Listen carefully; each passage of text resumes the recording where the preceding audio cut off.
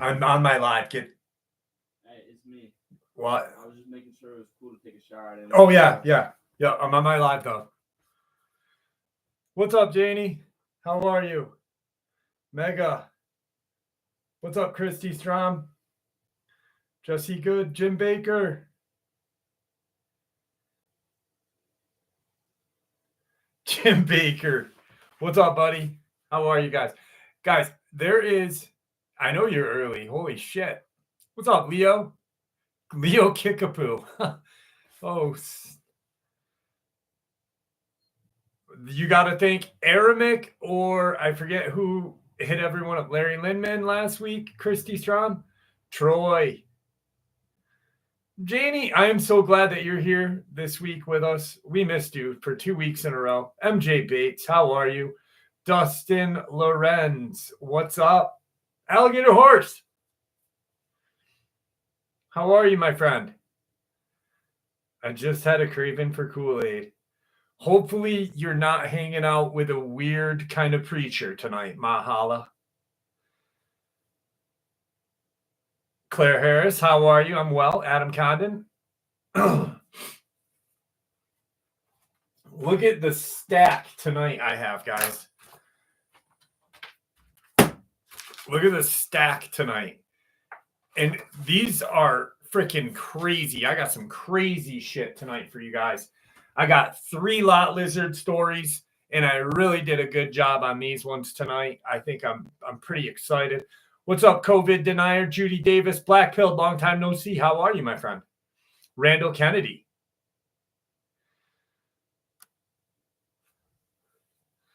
Donna Harmon. You know, I just realized something when I said Donna Harmon. If you go back and listen to that, so Saturday Nightmares live from New York with Jeff Nadolny and the Dogman fam, when they like introduce guests, and there's Donna Harmon. I really, what the fuck? Kreger, how are you? Rita Roost. What's up, Rich? Alan Howell, how are you? DB Mac. Poppy from Norway. No, I'm just kidding. Poppy from Sweden, how are you? Hey, Sonia, how are you tonight? Glad that you're here with us. SDL. Michael Solo. Did I say that right? Solo? I think I did. Frank Morris, how are you, buddy? Smoking on the drug pipe still, I see. Yeah, I got the old jewel cock right in the old mouth there, fucking Jim Baker. Thank you, Janie. My hair is growing back fast. I cannot wait.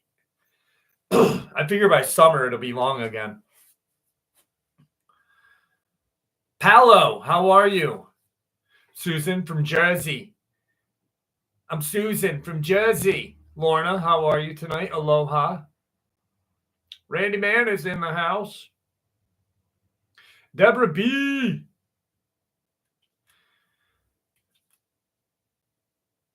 I think of another kind, LOL. That's what I'm talking about, Judy Davis. I'm literally talking about lot lizard prostitutes.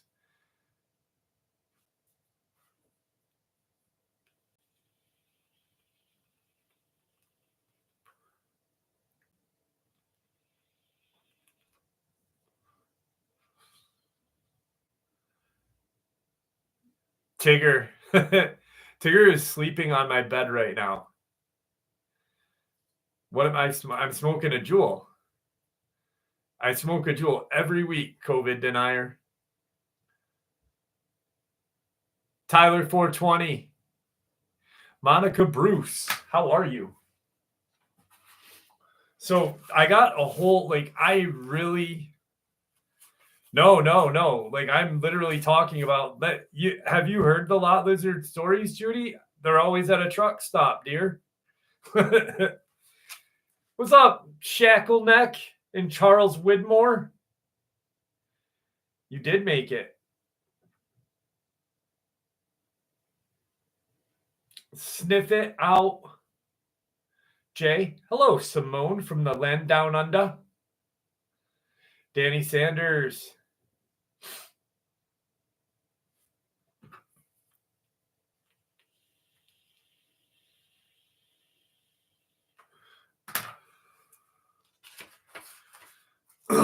So, today is an extra special live stream, and I'll tell you why. 20 years ago, March 1st, my daughter Abby was born. So today is my daughter Abby's 20th birthday. And it was just nice to hang out with her today and, you know, just chill out. So really good stuff. Wesley September, how are you?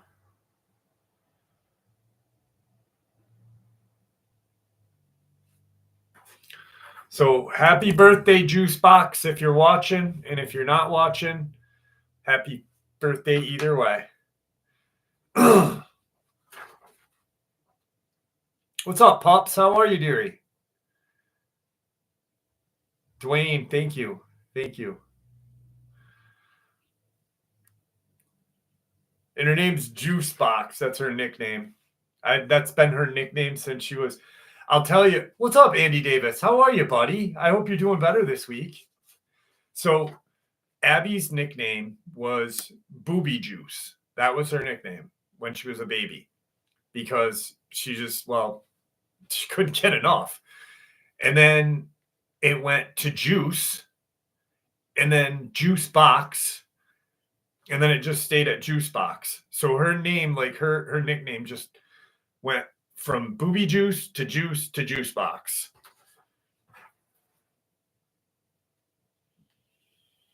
Truth Quest, how are you? Glad that you're here tonight. Ginger Beard, what's going on? Did I miss anybody? Moose.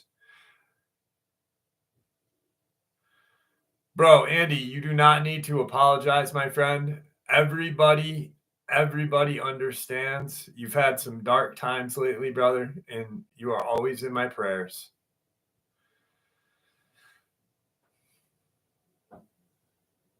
Thank you, Melissa. Dennis Levinson, how are you, buddy? And I'll tell you another thing about Abby. Her name is, even though it's Abigail, people's like, it's Abigail. So it's Abbigail. Thank you, pups.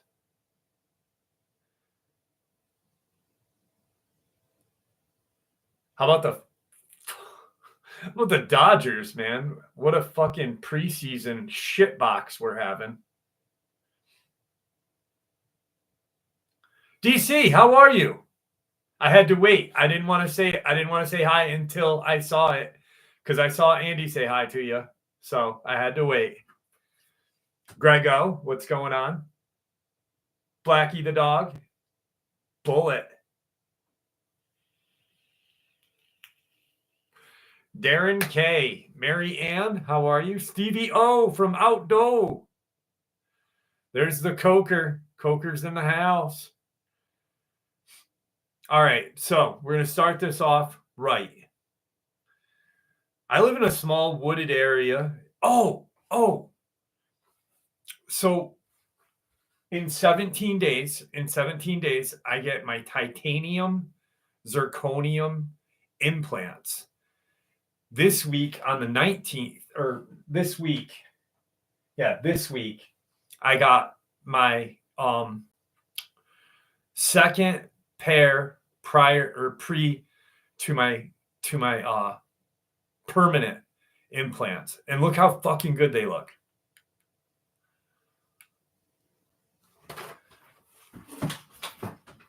And I cannot wait until I get my real ones, the permanent ones, because I literally am jonesing for fucking steak and pork chops. I just want steak and pork chops.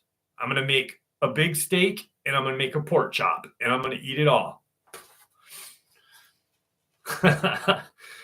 All right, here we go.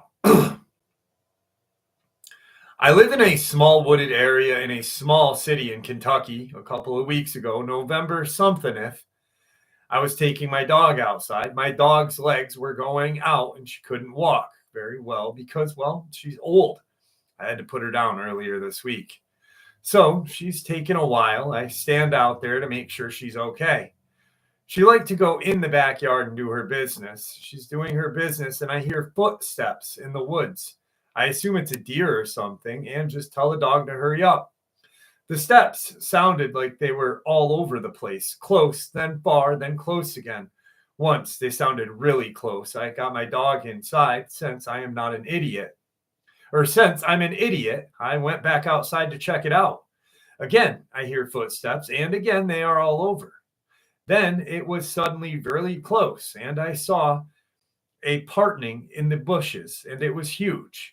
I ran to my house as fast as I could, and I think I sprained my ankle while doing so, laugh out loud, and did not look back. The next day, I'm taking my dog out again. This time, I heard a sort of whispering from all around me in the woods. Once again, tell the dog to hurry the fuck up and got inside. Maybe this part is unrelated, but Tuesday of this week, an old man in the bright orange jacket and a cane and a hat was walking up and down my road back and forth for about 4 hours. By the way, it was 20 degrees out that day. As soon as I pointed him out to my mom, he was gone. Never saw him again. The house camera was on, so I went back to look at the footage to see if I could find videos of him. You know what? I found nothing, absolutely nothing, despite me seeing him on our cameras multiple times. Don't know what it was. I've just had a lot of strange encounters since that day I took my dog out, and it's freaking me out. Edit to explain why seeing the guy was really weird. I don't live in a neighborhood, and I don't have neighbors, actually. There's my house, then a road, and a lot of people have died on this road, so it's not a place people walk on. There are no sidewalks or anything, just road, then woods. So seeing a guy walking on it for hours was really strange and not at all something I've seen while living out here. Might not be related, and I may be paranoid or on edge. Just a lot of strange occurrences that have happened since the first one, and something is not right. Thank you, Patty. Appreciate that.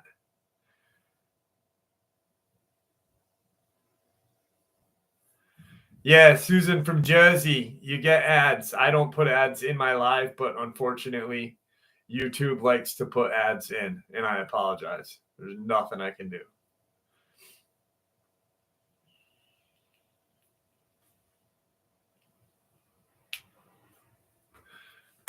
YouTube's got to get that money. Even like they have more money than God, but you know.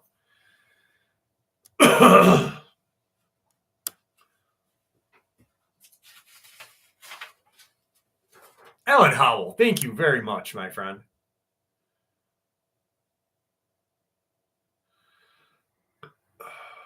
Rune Dragon, how are you?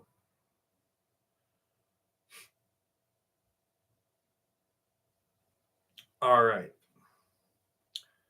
I was just reminded about a strange guy I encountered while working the register on a food truck near a government facility in New Mexico, United States.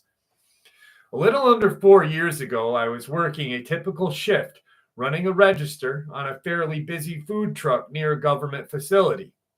We would average 50 plus customers for lunch, and most were regulars, but we had a lot of new faces every day.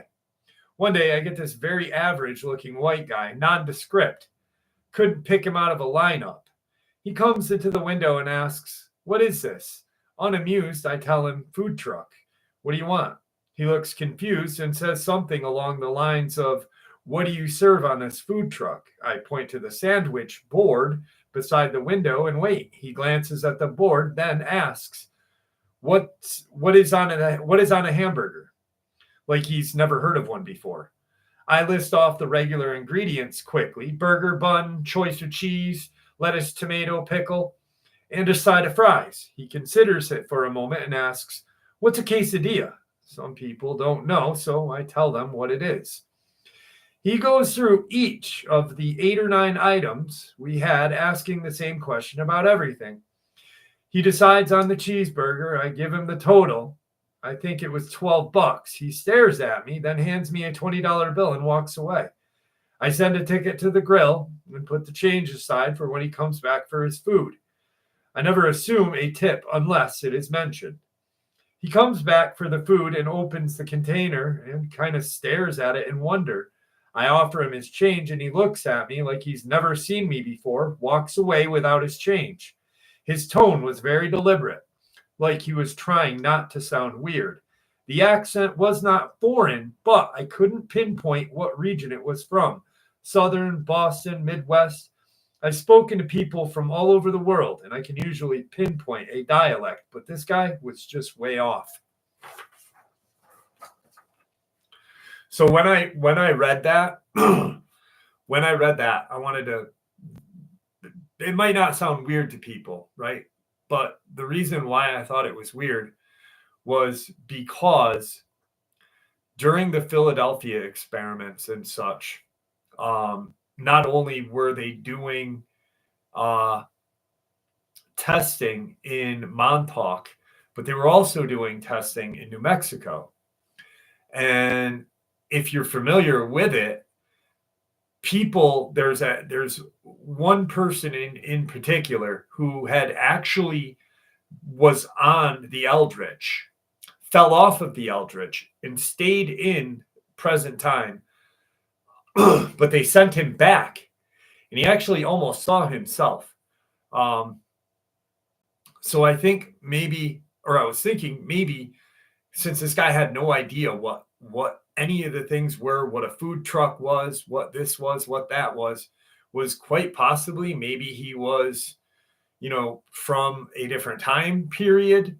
You're near a government installation, you're dealing with government officials on a daily basis or people that work at the installation. I'm not going to say government officials, but so maybe, just maybe, it's just kind of weird that this guy has no idea what a fucking cheeseburger is,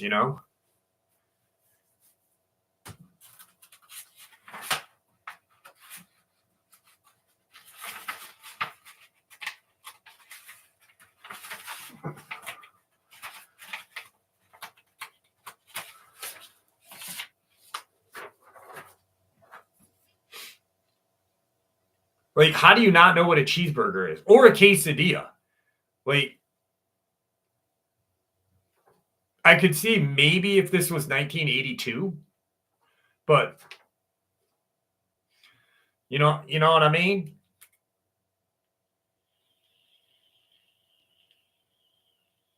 Sean 11B, what's up, my friend?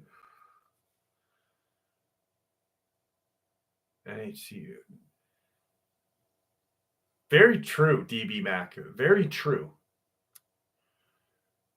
Or a chalupa. What's up, San Francisco Bay? How are you, my friend?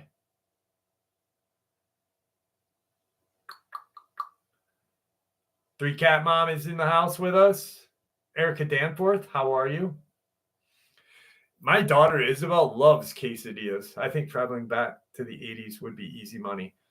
Dude, I think like just being able to like just travel once. If you could travel once and then get back to where present time is, but let's say you were granted a time period, like they said, all right, you can go back to anywhere in time for X amount of days, no longer than 1 week, no less than 1 day.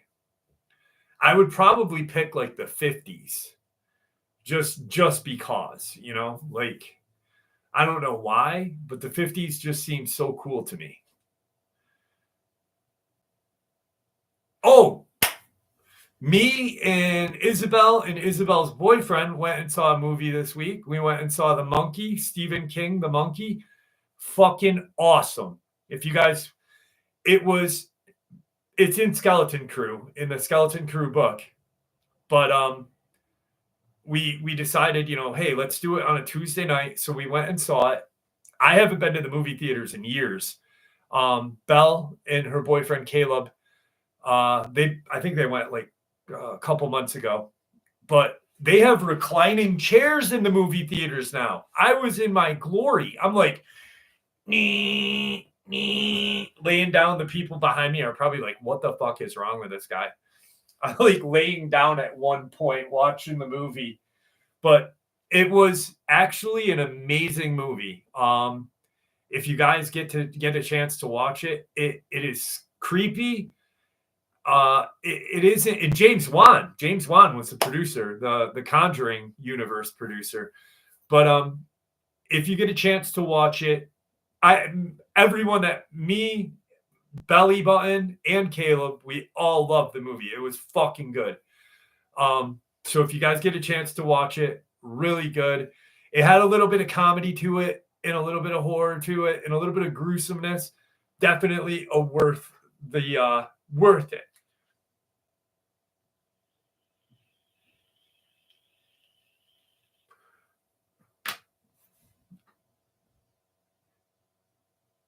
I pick up a week with my daughter.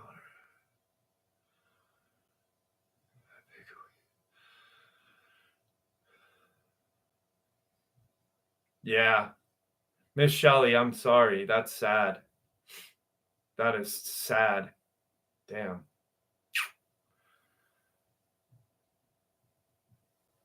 Coffee Chris, what's up? How are you? Margie, how are you, dearie?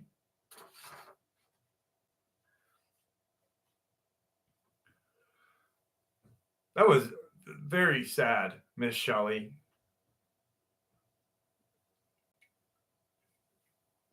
But I agree. I think if one of my little shitlins passed, that I'd want to be with them too. Most definitely.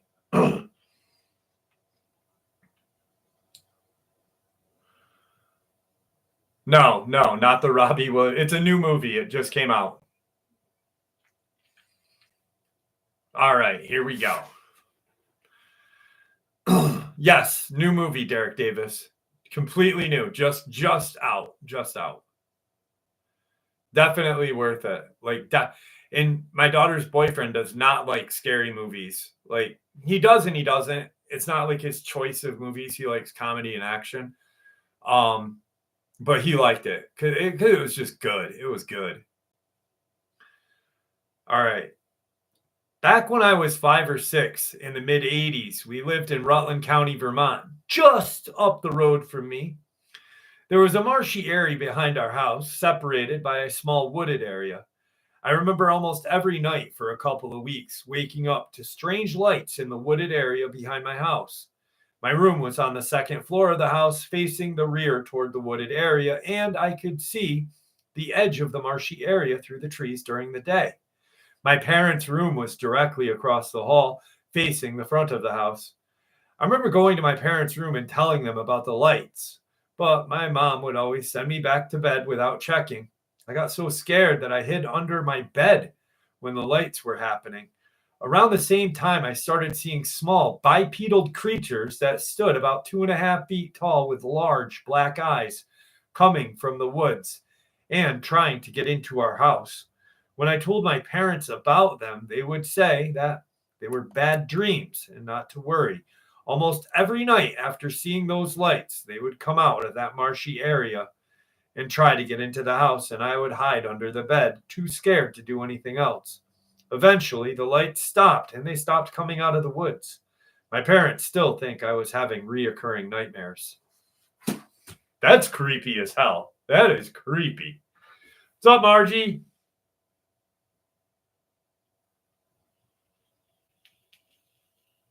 Tyler 420, are you in Vermont, brother?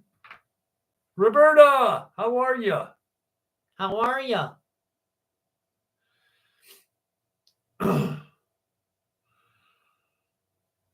I don't know. They were kind of hairy, so I don't know if they were black-eyed kids or not. Mick! What's up, brother?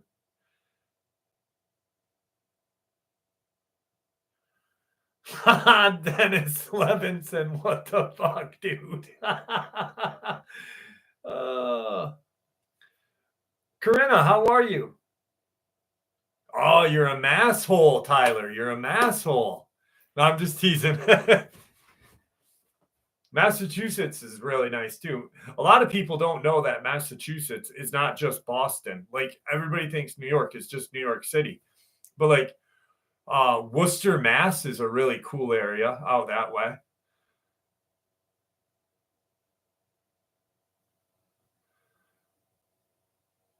Puckwudgies. Yes, could have been Puckwudgies, actually. Yeah, I'm from the Adirondacks, Dennis. Yep. Lake George region, brother. Born and raised.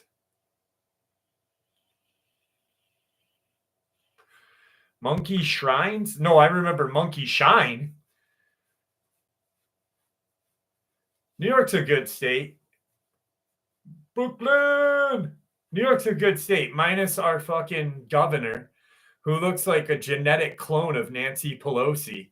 Does anyone else think that? Like Catherine Hochul is a genetic clone of Nancy Pelosi? She is fucking weird looking. Dude, and she's such a bitch. Like, you can't have firewood. You can't have gas stoves. Yet, I bet you in her big fucking mansion, she burns fucking firewood in her fireplace. And probably her cook cooks on a gas stove. She probably uses a chainsaw dildo too. Bitch. Can't stand that woman. All right. Okay, let me start off by saying I'm a very detailed, observant person, so I'll explain what happened as concise as possible. It was 1985 and my second year in college, and I was living on the upper floor of a co-ed college dorm in Arkansas. I was going into fall, so the nights were starting to get a little chilly. I came home late Friday night, more like early hours of Saturday, from dancing and partying with my friends. My dorm had a private fenced-in parking lot in front and free to others type parking behind it. Since I came home so late, literally every spot was taken in this private parking lot, and I had to park my own car down the hill behind the dorm. Saturday night rolled around, and even though I was still sporting a bit of a hangover, my friends talked me into going out. The private parking lot was lit with huge steel lights, so the street that ran in front, where the sidewalk led you to the back lot, I took off through the parking lot and stepped onto the sidewalk and noticed a couple arm in arm walking my way. I don't think anything of it other than I was going to have to step aside and let them by as I made my way past. Both were dressed like they had already been having fun.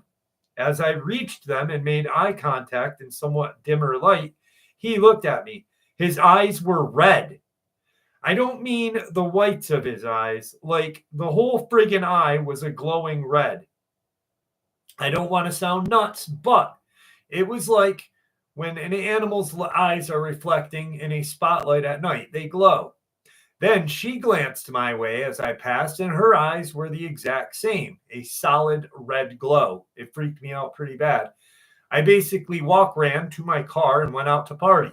Didn't tell anyone because I figured they would think I was seeing things, but I've never seen anything like it since. I guess I'd put it out of my mind until I was talking to my spouse the other night and memory surfaced like a nightmare. Of course, I'm not scared now. It was a millennium ago. I didn't know what they could have been, but it was also the way he continued to stare as I passed that really unsettled me. I don't think I was supposed to see them. Probably not. Probably not. Justice, how are you? Joseph Cannon, how are you, brother? Yvette, how are you? From Germany, nice.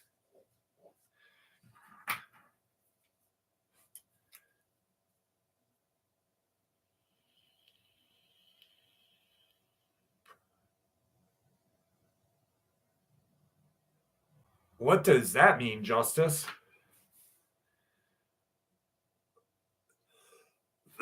Speaking of vampires, Dustin just said rude vampires. Speaking of vampires, I have a vampire lot lizard story for you guys tonight. Like, I really did a good job tonight. I cannot wait. We got 30 more minutes, though. All right. Dogman encounter. Maybe I'll do it after. Maybe I'll do one lot lizard story after this one. All right. Maybe one. Yes, I do, Micah. I do all sorts. I'm not just a Dogman channel. This is actually my first Dogman story for the night. So this happened to my friend, not me, 2007. But she's here next to me recounting her experience as I'm typing it out. Sorry, it's long, but I want to share as many details as possible. We're adults now, and this happened when she was 16. To this day, she describes in what she saw an exact same way, just like it happened the night before. She was walking home from her friend's house at night. This is a small town in southern Oregon, in case that's important. She doesn't remember the exact time, but says it was definitely after midnight, and it was dark and no one else was out. She says she was completely sober and not sleep deprived. So she's on her way home, and she's about 2 blocks from her house. She was walking on the sidewalk along the main street and was crossing between 5th and 6th Street. Her house was on 7th. Across the street is a Safeway and a cemetery. Right then, she noticed something about 50 feet ahead of her crossing the street from the cemetery, side to the side she was on. This is how she describes it. There were 2 creature things walking on their hind legs side by side. One was slightly shorter than the other, but they were both very tall, at least 7 feet in height. They were hunched over, lanky, extremely skinny. She says her immediate first thought was they looked almost like deer walking on their hind legs, but they did not have any fur. It was more like a dark grayish skin. They held out their arms, and their wrists were kind of like how a T-Rex would be. But their arms and hands were very long, almost as long as their legs. When I asked, she said she did not see any tails. I asked her if they had hooves, and she says she thinks maybe, but can't remember that part for certain. Everything was quiet, and she didn't hear them making any sounds on the pavement as they walked. I asked her if they had antlers or deer-like shaped faces, me thinking it may be a hairless deer walking on its hind legs for some reason. She said no antlers, and their heads were not shaped like a deer or any animal, but more like a person's. She describes their face looking human with human features, but something was slightly off. She had frozen where she was as soon as she saw them.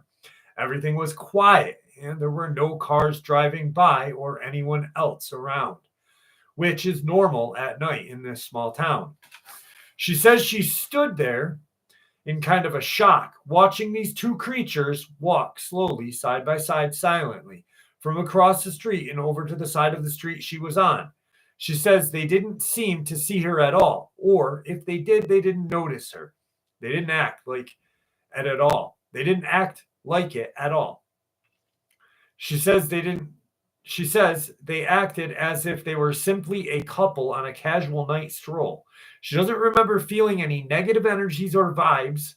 She says she felt fear because she was pretty damn scared. As soon as they finished crossing the street, they continued straight down 6th Street, and she couldn't see them after they passed the first house and kept walking. At that point, she said she snapped out of the shock and started running 1 more block towards 6th to where she was going. Once there, she turned down 6th Street to follow them, but they were completely gone. She doesn't know where they could have gone that fast, considering they were just walking. And not walking fast, but like I said, almost as if the 2 were on a casual night stroll. As soon as she realized they had somehow disappeared out of nowhere, she started running as fast as she could 1 more block to her house on 7th. She told her mom and sister the next morning. She says these creatures were nothing like she had ever seen before. The closest thing she could compare them to is the werewolf that Professor Lupin changes into in Harry Potter's movies, but hairless, super lanky, and hunched over. Except these ones had more human-like heads and faces than a wolf. She only ever told her family and a few friends, me being one of them. Oh, and also, she has no history of mental illness, but whenever I ask her about it, she describes it in the exact same way and gets still pretty shook up when she thinks about it. Nothing like this has happened to her before, then, or since then.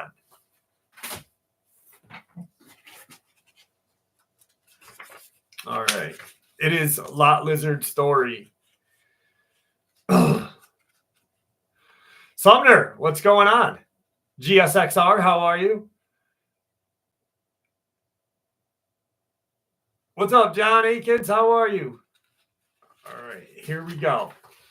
All right, I am going to give you a pick. Now, remember, what's up, Robert Sharp? Nick Hendricks, how are you? 5 rings, what's going on, brother? How about fucking preseason for the Dodgers, my friend? Preseason, we suck. Balls. Have you been to Cadiz Cove? No, I've not been to Cadiz Cove. Would like to go. When Isabel is 18 and I can, comfortably leave my house for a couple of days or a week to go and travel, I probably will do it then. All right, so, okay, this is...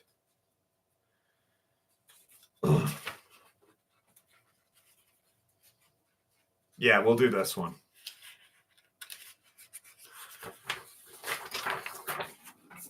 All right, mind you, Lot Lizard Experiences. These are the only stories that are written by me, and these are just for fun.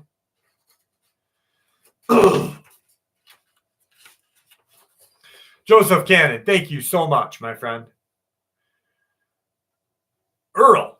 Haha, fucking Earl.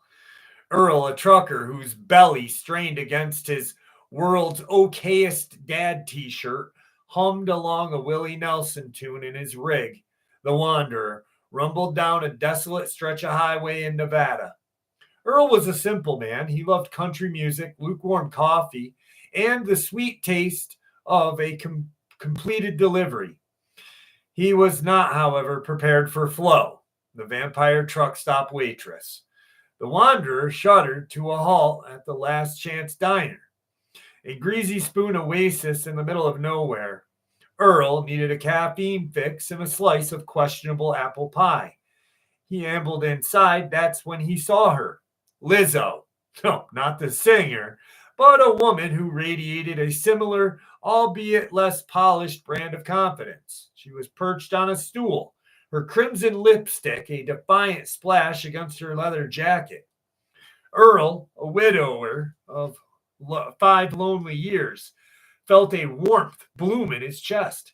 Lizzo noticed, gave him a look that suggested she was well acquainted with that art of conversation. He smiled and lumbered toward the counter. Howdy, he drawled. Coffee, black as night, and a slice of that apple pie, if you please. Just then, Flo, the waitress, emerged.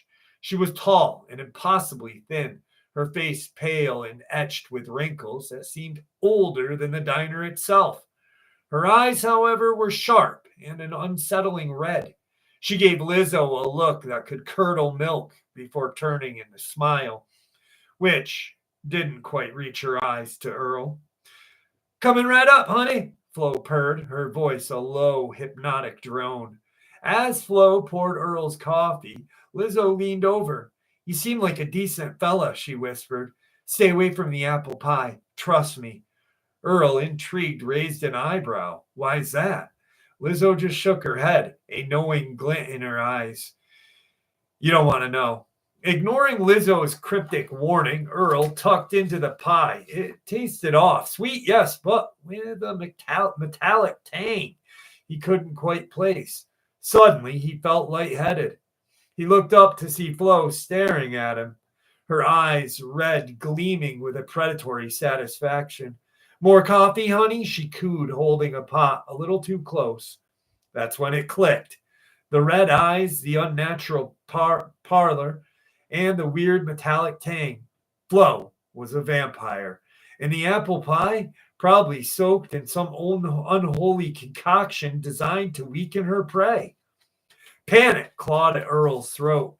He pushed back from the counter, knocking over his coffee. The hot liquid splashed Flo.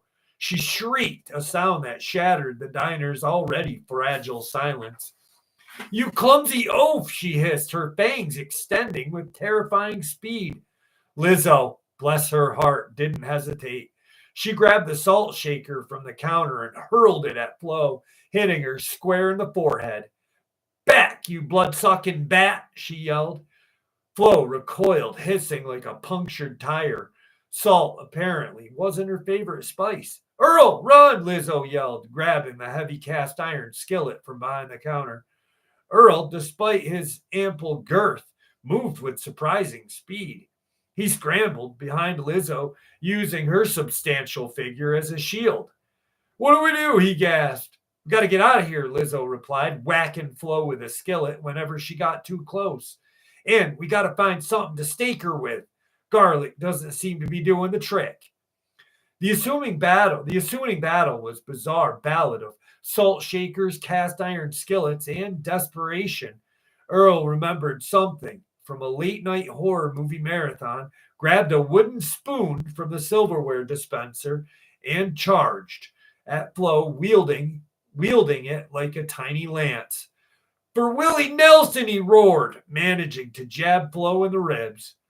Flo shrieked again, more in annoyance than pain. Lizzo seized the opportunity and whacked her with the skillet, sending her stumbling backward. They scrambled out of the diner and into the moonlight. "The truck!" Earl yelled, pointing to the wanderer. They piled into the cab, Earl fumbling with the keys. Flo emerged from the diner, her eyes burning with rage. She moved with an unnerving speed, her fangs bared. Just as Flo reached the truck, Earl finally got the engine going, slamming his foot on the accelerator, and the wanderer roared to life, nearly missing the vampire waitress as it sped away. They drove for hours, not stopping until the sun began to peek over the horizon. Exhausted and terrified, they pulled into a different, slightly less desolate truck stop. "Well," Earl said, wiping the sweat from his brow, "that was eventful." Lizzo chuckled, a low rumble in her chest. "You could say that again. Remind me to never order apple pie in Nevada." They sat in silence for a moment, the absurdity of the situation sinking in. A trucker, a lot lizard, and a vampire waitress. It sounded like a setup for a terrible joke. "So," Earl said, her cheeks flushing, "thanks for, saving my life back there." "You too, Earl," Lizzo replied, her eyes softening. "You aren't half bad with that wooden spoon," she paused. "Listen, Earl, I usually charge for protection services, but for you, I'll make an exception." Earl grinned, a genuine, heartfelt grin. He looked at Lizzo, her curves, her courage, her surprisingly effective salt shaker skills. He knew she wasn't exactly the kind of woman he'd envision himself with, but after facing down a vampire together, they had a bond that transcended social norms. "Lizzo," he said, taking her hand, "how about we ditch the truck stops for a while? I know a little cabin up in the mountains, safe from vampires, I promise." Lizzo squeezed his hands, her crimson lipstick a defiant splash against her smile. "Sounds like a plan, Earl. You promised me one thing." "Anything, Earl." Already hopelessly smitten. "No apple pie." And so Earl and Lizzo, unlikely heroes, bound for a shared brush with the supernatural, drove off into the sunset, ready to face whatever the road and life threw their way, as long as it didn't involve a vampire waitress or questionable desserts. Thank you, MR. I appreciate it.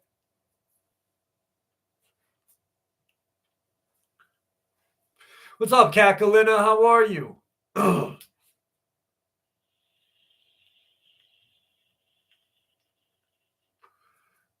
I took a little bit of liberty with that one. And I have a friend of mine. I don't know if you guys know him. He's a writer. His name is Ailey Martinez, and he writes some amazing books. but he's got a book called Gill's All Fright Diner, and it's about a vampire diner. And so I kind of like took a little bit of liberty with flow. It's not in the book, but Ailey Martinez. If you ever want to read some funny, kind of creepy books, good friend of mine.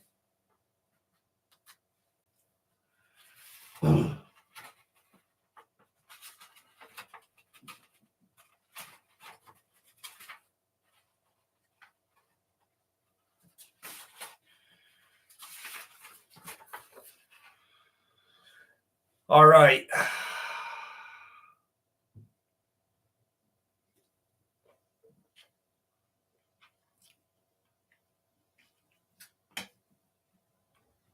Delirium, how are you?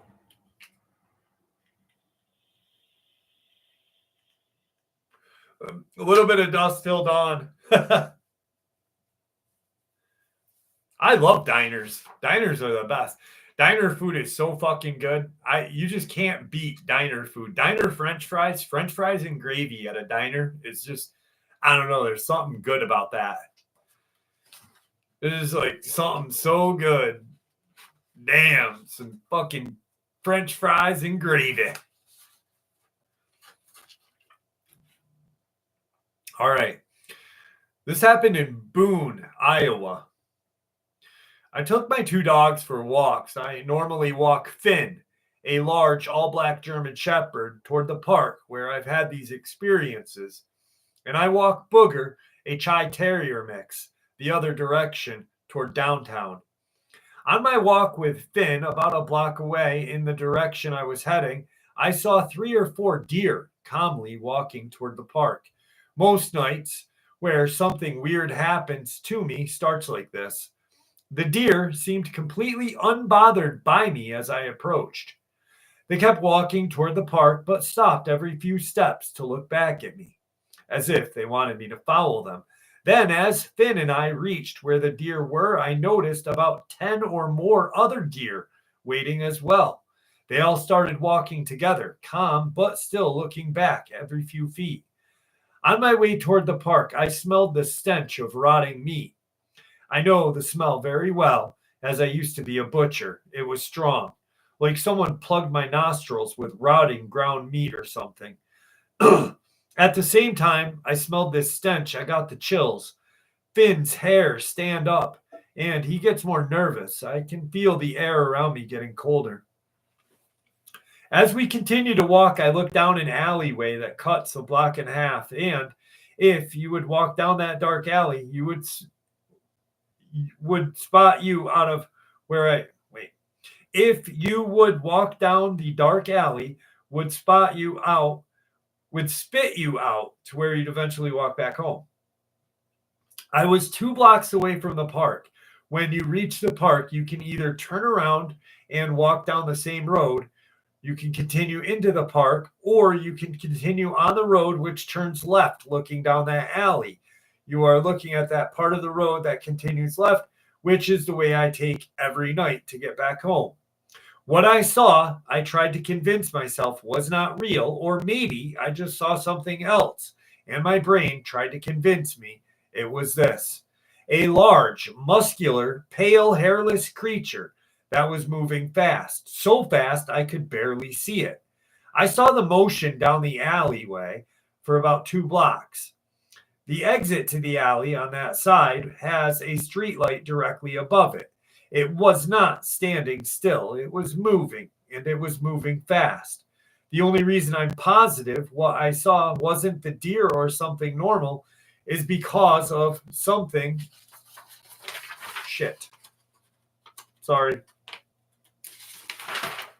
Something I saw later that night that I will share in a moment. I solidified what I saw was something I wasn't supposed to see. In the meantime, I convinced myself I was making stuff up in my head and being a pussy.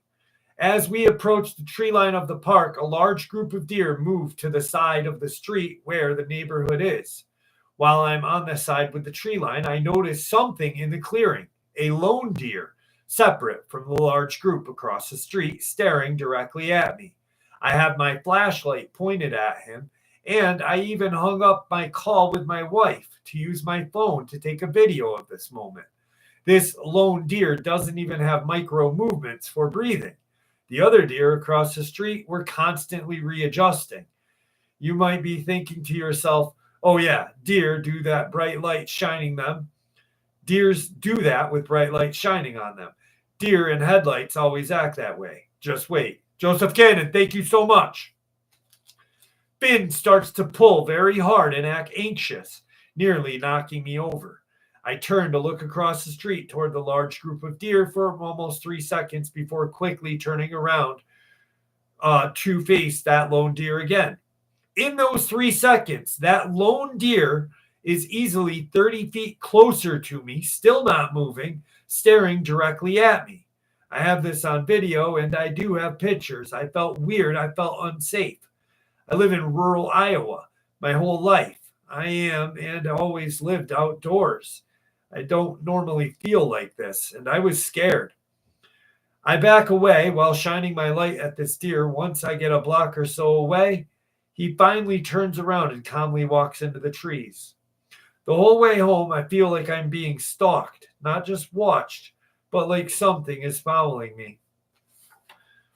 Now, I went home and sat for a bit, and I tried to talk myself into, Arabic, thank you, brother, into believing it was all coincidence. After nearly 20 minutes, I started to walk Booger, my small Chai mix. The entire walk was nice and very enjoyable, actually. I had my earbuds in and was talking to my wife about what I saw in a joking way. Man, I'm such a puss. I really scared myself for no reason, I said. At the end of the walk, I turned to go down our alleyway as I leave from the garage on our walks. I stopped speaking from what I saw on the opposite end of the alley. My wife heard me stop. I want to preface this with I didn't have any substances, including alcohol, for weeks up to this point. The most I ever do in that department is a few beers, or I'll have some weed to ease anxiety in my life if it gets hard. I have no mental conditions that would cause me to hallucinate. The most I have is personality disorder resulting from trauma that I overcame quickly last year. I saw 2 large, muscular, pale, hairless creatures walking like apes at the end of the alley. The same thing I thought I saw with Finn, this time not going fast, much closer, and it felt intentional. I saw them walk across the street very slowly, staring directly at me. These were not deer. They didn't have long faces like deer. They didn't have fur or tails. They didn't walk like deer. They weren't slender like deer. My first thought was honestly that I was looking at 2 hairless male lions in the middle of Iowa. I stood there, paralyzed with fear. Well, after they had left my sight, 15 seconds later, I finally get the courage to walk a few feet into the garage. When I take my first step, I see a third one, slowly meandering across the street, staring at me. Booger noticed him too, and started to growl. I ran to the door and watched the garage shut all of the way. The entire night, Finn guarded the bedroom door. He never does that. He sat staring at that door all night. Booger stared at the window all night. He never does that either. This happened to me on Monday, May 13th, 2024. I don't know what to think. Crawlers?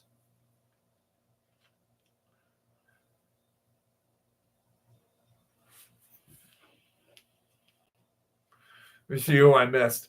What's up, Sully? Arabic and Charles, thank you so much, guys. Or Arabic and Joseph Cannon, thank you so much, guys. I appreciate that. You guys awesome. Who did I miss? Derek Davies. You know who hasn't been here in a while? Rockin' Steady. Have we seen Rockin' Steady in a while?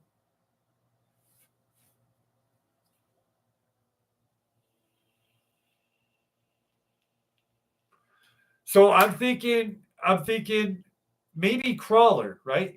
But I've never heard of crawlers being like large, like apes, you know, how he described them. But then he said, like, how he described it as like lions too. So what if they were like feline like creatures? What's up, the lost one? How are you? Maybe crawlers. I'm not sure. Yeah, I haven't seen Rockin' Steady in a while. I hope he's doing all right.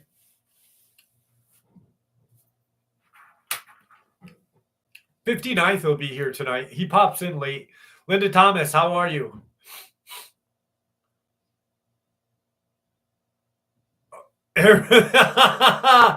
Arabic definitely has to move. I hope you're not in Boone. Are you in Boone? Would that be crazy if you were in Boone? You're like, no, I'm one town over. Fuck.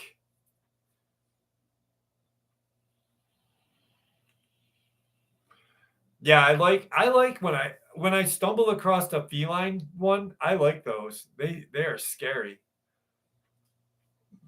My Cokes are right here. Right here. I got 2 of them. And I got my Coke coaster.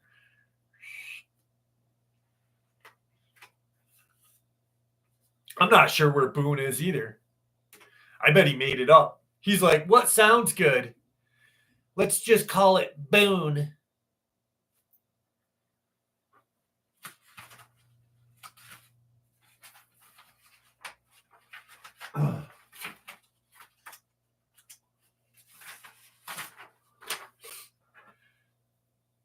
Not Boone County. I figured you would like that one, Simone.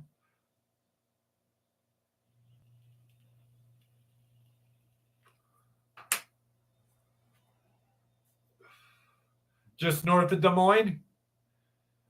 Well, is it time? It's time. It's cold out tonight in Upstate, kids. It is cold in Upstate. Let's see what it is. Let's see what the time. Oh, it's 14 degrees. Fuck.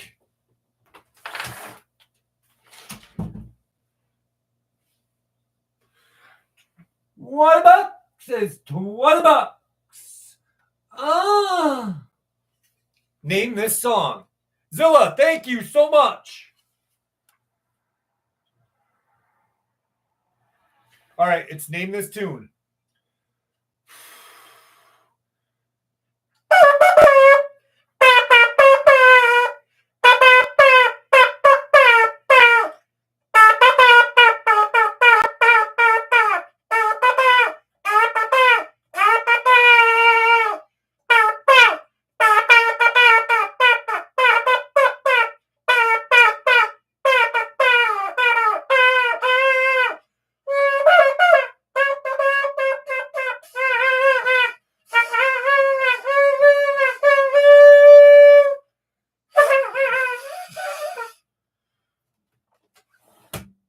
Can anyone name it?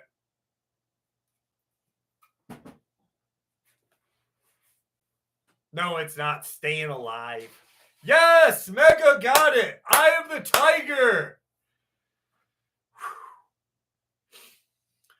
I did turn bright red. What the fuck are they cooking out there? Damn. You cooking mac and cheese? Shit, that smells. Django needs more cowbell.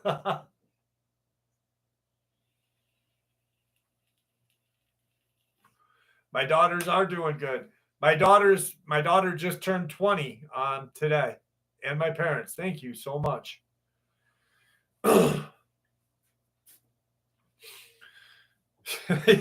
Little Belle's got a meth lab out there. She's like,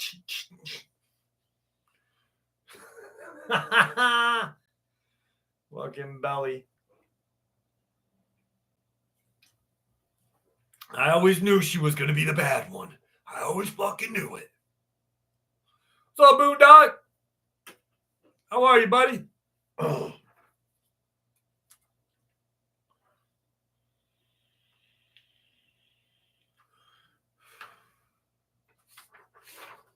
All right. This happened in my neck of the woods. I had an experience about 10 years ago that I am still searching for answers for, mostly curious to know if anyone has seen a humanoid similar to the ones I will describe, as I haven't been able to find any accounts describing anything like them in all of these years. It happened around late winter, early spring of 2015 in upstate New York. Early one morning after my husband and child left for the day, I was tired and I went back to bed. This was about 8:30 a.m. I have a distinct memory of having been dozing off when the bedroom door, which I was facing, quietly opened, and two or more humanoid creatures entered. They made absolutely no sign and approached me quickly. I could barely register what was happening. All I remember is one approaching close enough to my face to make out how they looked. Next thing I know, I wake up in my bed and over 3 hours had passed, which I remember just didn't feel possible. I also didn't remember the beings right away because I was so baffled at how it had gotten so late that day. After a few minutes, I remembered what I had seen before falling asleep and was instantly filled with dread and confusion. I almost instantly started gaslighting myself about it, convinced it was a simple case of me being in and out of a dream state, but I still remember what these things look like and feel confused about it to this day. Here is how I can describe them. They were light, off-white in color, with absolutely no distinguishing features. No eyes, ears, nose, genitalia, nipples, hair, nothing. Just average male height, average male build, while humanoid with skin or some type of outer covering that looked almost white. Basically, like tightly and refreshed wrapped mummy, almost, but this was their skin. Or I'm assuming it was. Perhaps they were disguised. The craziest thing to me is still how they simply had no eyes, not even slits.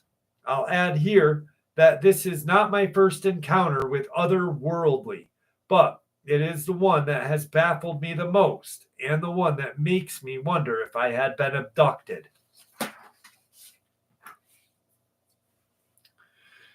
You know what that makes I think about on that one is like, for some reason when I was reading that before I was going to share it with you guys, I immediately thought of Silent Hill. I don't know why, but I was like, Silent Hill just popped into my head. I told you 59th would be here, and there's Liz Sisney. How are you, dearie? What's up, 59th?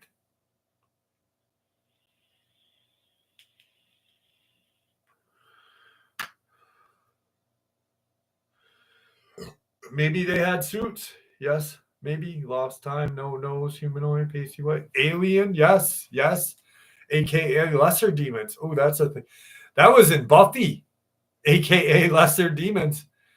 Is Aramik a Buffy fan? I'm a Buffy fan. I love Buffy. I had 5 teeth pulled, y'all. Looked like Rocky. Dude, I remember when I got my teeth yanked, I did a fucking live stream the day after. That was crazy. But I'm glad you're here with us, 59th. I am glad. Thank you. Inspired me. Look at these things, 59th. Look how good they look. I hate my smile. I fucking still hate it.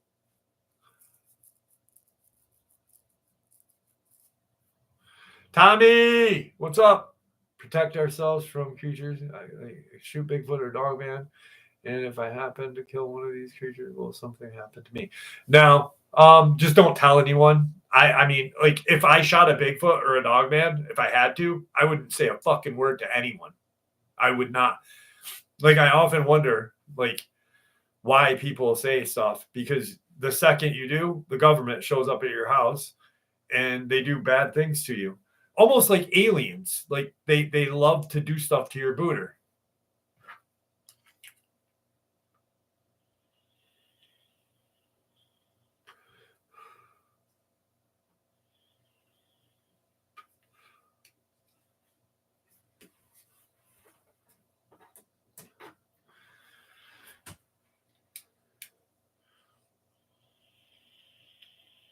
Yeah, dude, just stay away. Just stay away from my booter, aliens. 59th, later tonight after the live, go back and watch the beginning. Aramek! I'm not worthy, Aramek. Thank you so much. Go back and listen to the earlier part. There's a New Mexico experience I want you to hear. I hear you. I wouldn't say. Nah. You don't say shit. All right. I got to find an Aramek experience for him.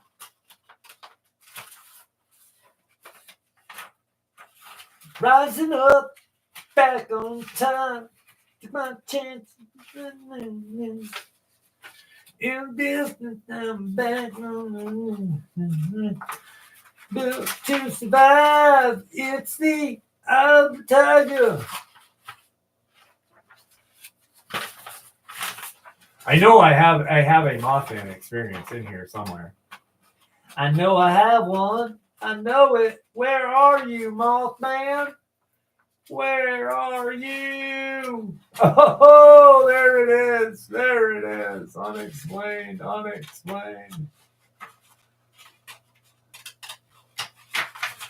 right. Boppy Wappa.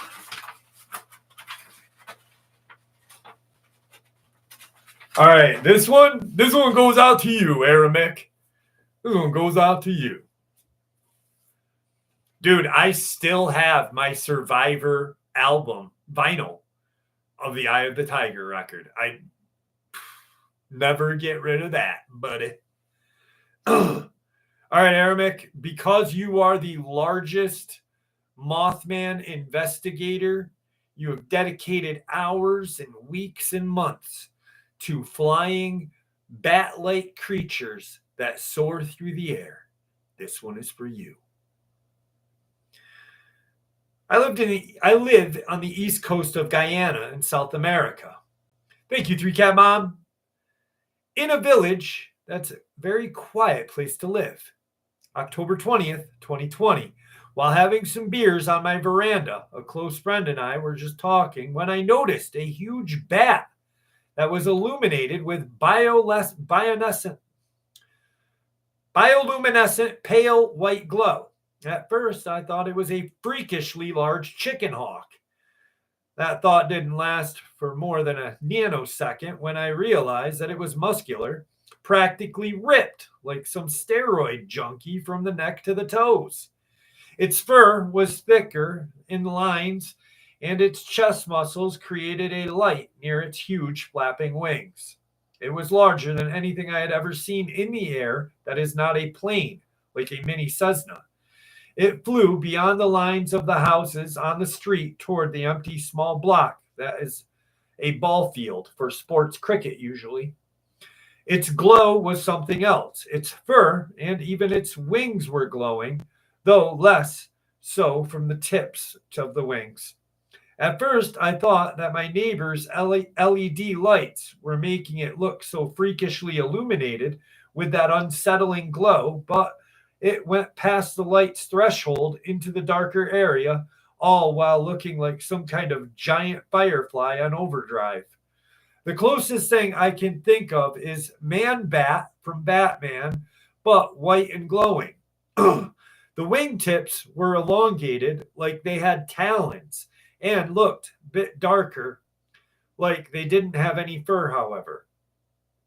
The stretched skin between the tips were pale pink. It literally disappeared after reaching the darker patch, as if its glow could be turned on and off.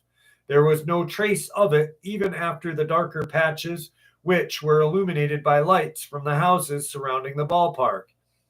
Even with its massive size, it didn't seem to make a sound. The place was quiet as hell, too, and it was close, but those wings barely seemed to disturb the air, make any noticeable sound. I only saw it flap its wings once, like it could glide with extreme ease since it crossed the street to the other block before my friend could practically react. He still got a glimpse of it, though, and was just very unnerved. Its face was bat-like entirely, even with the definable curved, raised snout most bats seem to have. Around my area, we do have fruit bats, but they are regularly sized. I'd estimate it to be as large as a harpy eagle, and there is absolutely no possibility of one of those being on the coast. I have seen those majestic birds as well, and even become friends with an extremely intelligent one when I volunteered at a local zoo as a kid. There's no possibility of me mistaking what I saw that night for one of those birds. Everything about what I saw was bat-like but huge, with longer, more muscular legs, and beyond anything I had seen in nature. The legs also didn't look like small bat legs. They looked like humans, tapered to its wings and stretched out longer, but seemed to bend at the point where its knee would be, just like a human's, with defined calves and rounded toes. After seeing it, I realized that many nights, while gaming at 12 a.m., I have noticed a silver flash through the windows, and I thought it was some weird trick of the moonlight. My room faces the backyard, which is darker, as there is lots of yard space between the houses and not many light sources. But I now recognize the unmistakable pale glow, like an anglerfish or bioluminescent snails. Last bit. I was one beer in, so no, I was not drunk, hallucinating something that real, and with the unmistakable details, movements of a live creature in flight is impossible for a 4.5 alcohol beer. It simply doesn't do that. What do you think, Aramek? What do you think? You are expert. Rockin' steady, holy shit! What's up, brother? I was just talking about you. No, Tigger has not been in tonight, Zilla. Gargoyle. Ooh, gargoyle. Rockin' steady. I literally, gargoyle is good. That is good, actually. I didn't think about that. I literally was just talking about you, Rockin' Steady, because I was like, I haven't seen Rockin' Steady in a while. I was thinking about you last week. Jeepers Creepers. Randall Kennedy, thank you so much.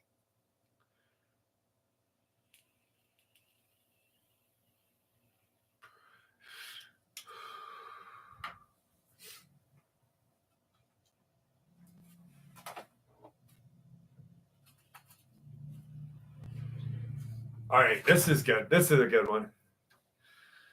My girlfriend and I went to Eagle Nest, New Mexico, to do some salmon and trout fishing.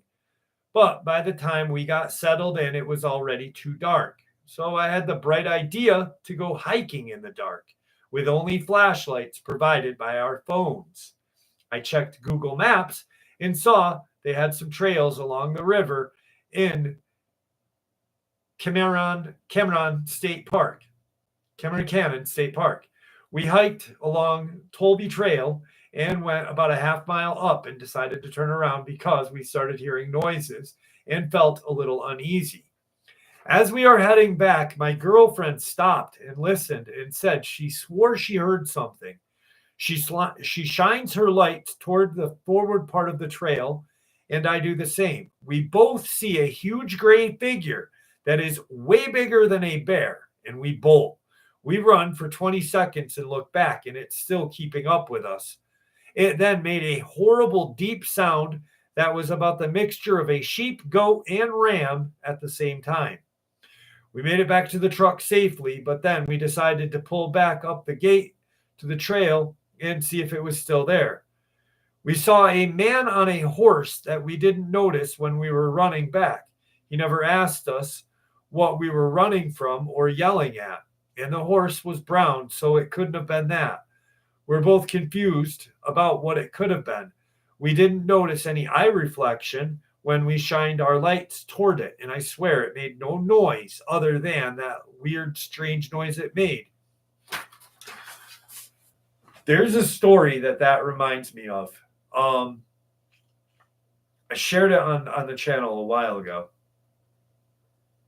I want to think, for some reason, I think it was Colorado or Washington. All right. And there was, I think, I'm just going off the top of my head. There was like 2 girls and 2 guys that were hiking. And for some reason, they were night hiking. And they had gone up this trail. They didn't see anyone on the trail, right? And then they kind of get to like a divot in the trail, and they get to a location where they can either keep going and go further up, but there's not going to be any spots to stop and rest. So they decided to turn around because it's just going to be like they were just hanging out. Actually, they were smoking weed. They turn around and they start walking back, right? As they're walking back, it's dark out. They have like shitty flashlights. They noticed that a person had joined them walking. And one of the guys that was in the back was talking to this person. So they start going down the incline of the hill. And as they realize that it kind of like makes a sharp right turn, and there's like a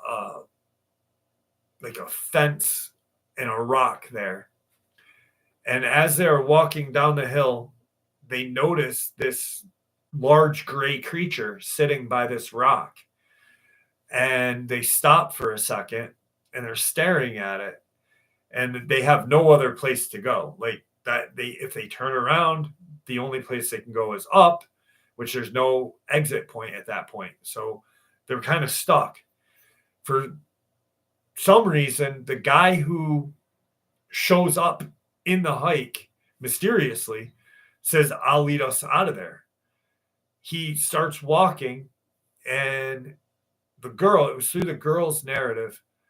She's behind him. Her boyfriend is behind her, then girl, then guy. So they're walking, and they get to the location where it turns. Like it literally is like a hard right. So the rock and the fence is right here. So there's like a ledge right there.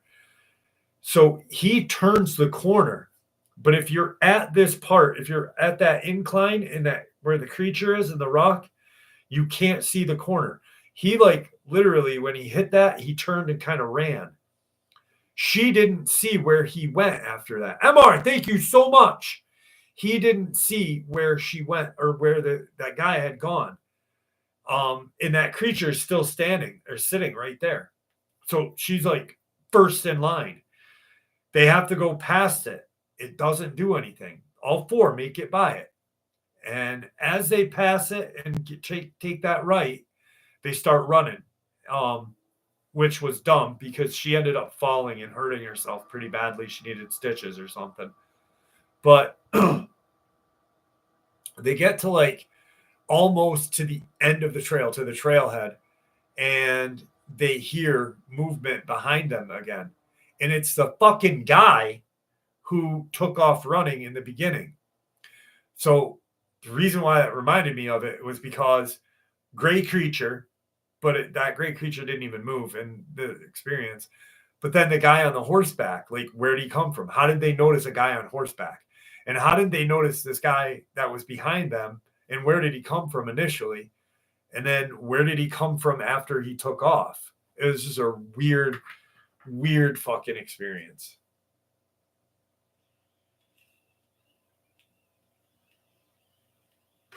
Night, Randy. Randy. Good night, Randy.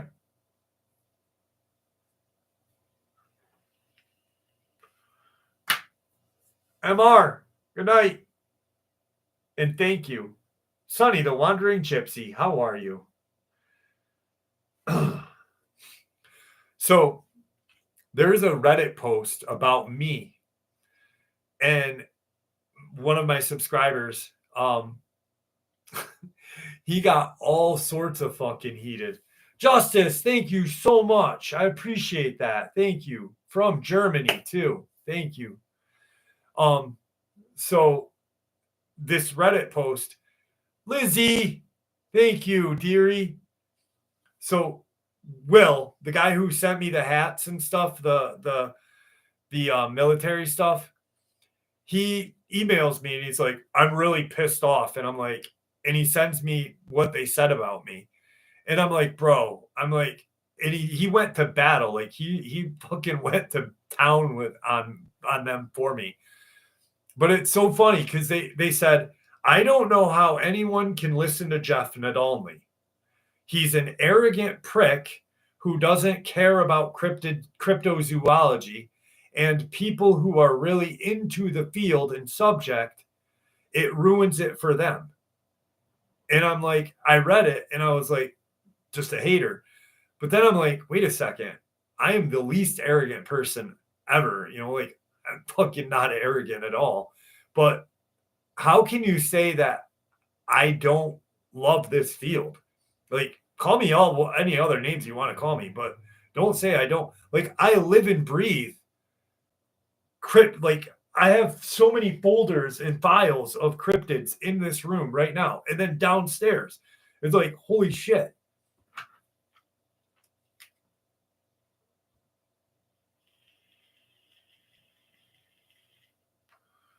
Oh, they're terrible, Tyler. They're terrible. People on Reddit, they have no fucking life. Like, and I'd like to see what this person, like, you know, like, he's like, I listened to him once, and that's what I got from him. And I'm like, how did you get arrogant from like one upload then, bud? Like, I like literally talk to like I'm the fucking least arrogant person. It just pissed me off.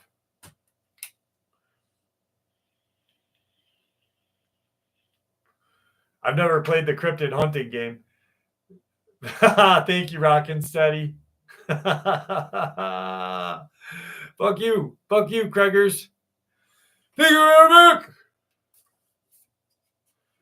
Bandito, what's going on? How are you? Space Zeus. That's a cool name.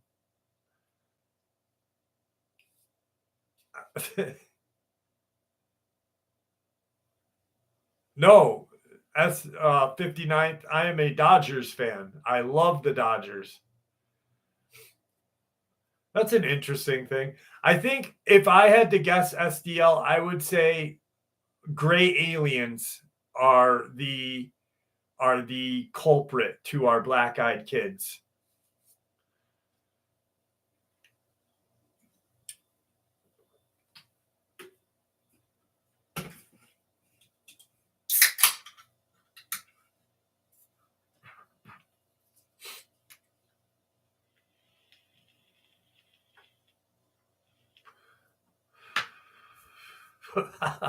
What's up, Sauce Queen? That's an interesting name. My camper down in Eminence. Game wardens ended up telling me, pack up. Kevin, send me an email, dude. I want to talk to you if you don't mind. If you need my email address, let me know. Well, I'm glad that you're here, Sauce Queen. I really feel like black-eyed kids are demons, but I also think that demons and aliens quite possibly may be the same thing. Like, I really do. And I don't say it often because of how judgmental people can be. But if you really think about what these things do to people and the arrangements they make, like, okay, to me, the Greys in the reptilians or the draconians, when they made a pact with the government for people's lives to be tested on, that sounds like demonic shit to me. Like making pacts.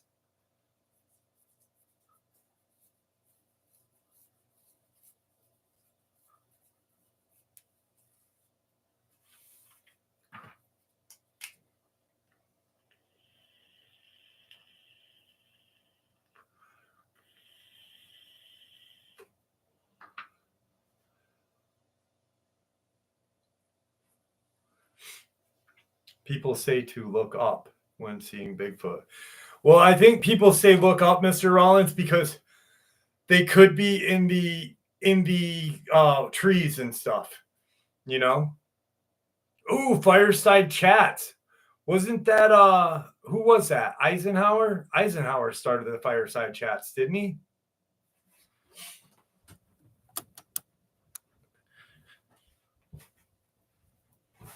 There we go. God damn it. FDR. Thank you. Thank you, Susan from Jersey. Susan from Jersey. Fuck. Whoop. I had to put the hand down there. Whoop. But not that way. That looked really bad, didn't it? I look like a monkey playing with a banana. That's even fucking worse sounding.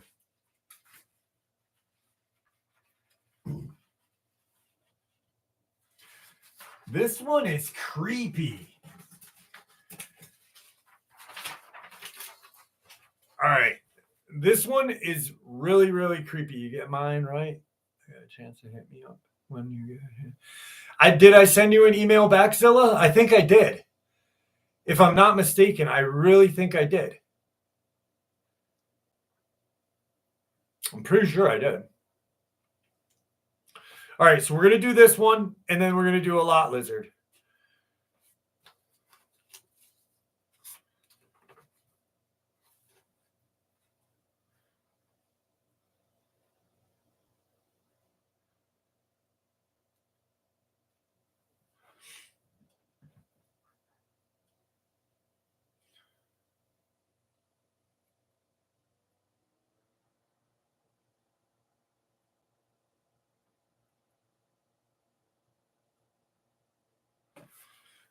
Tina Marie, how are you, dear?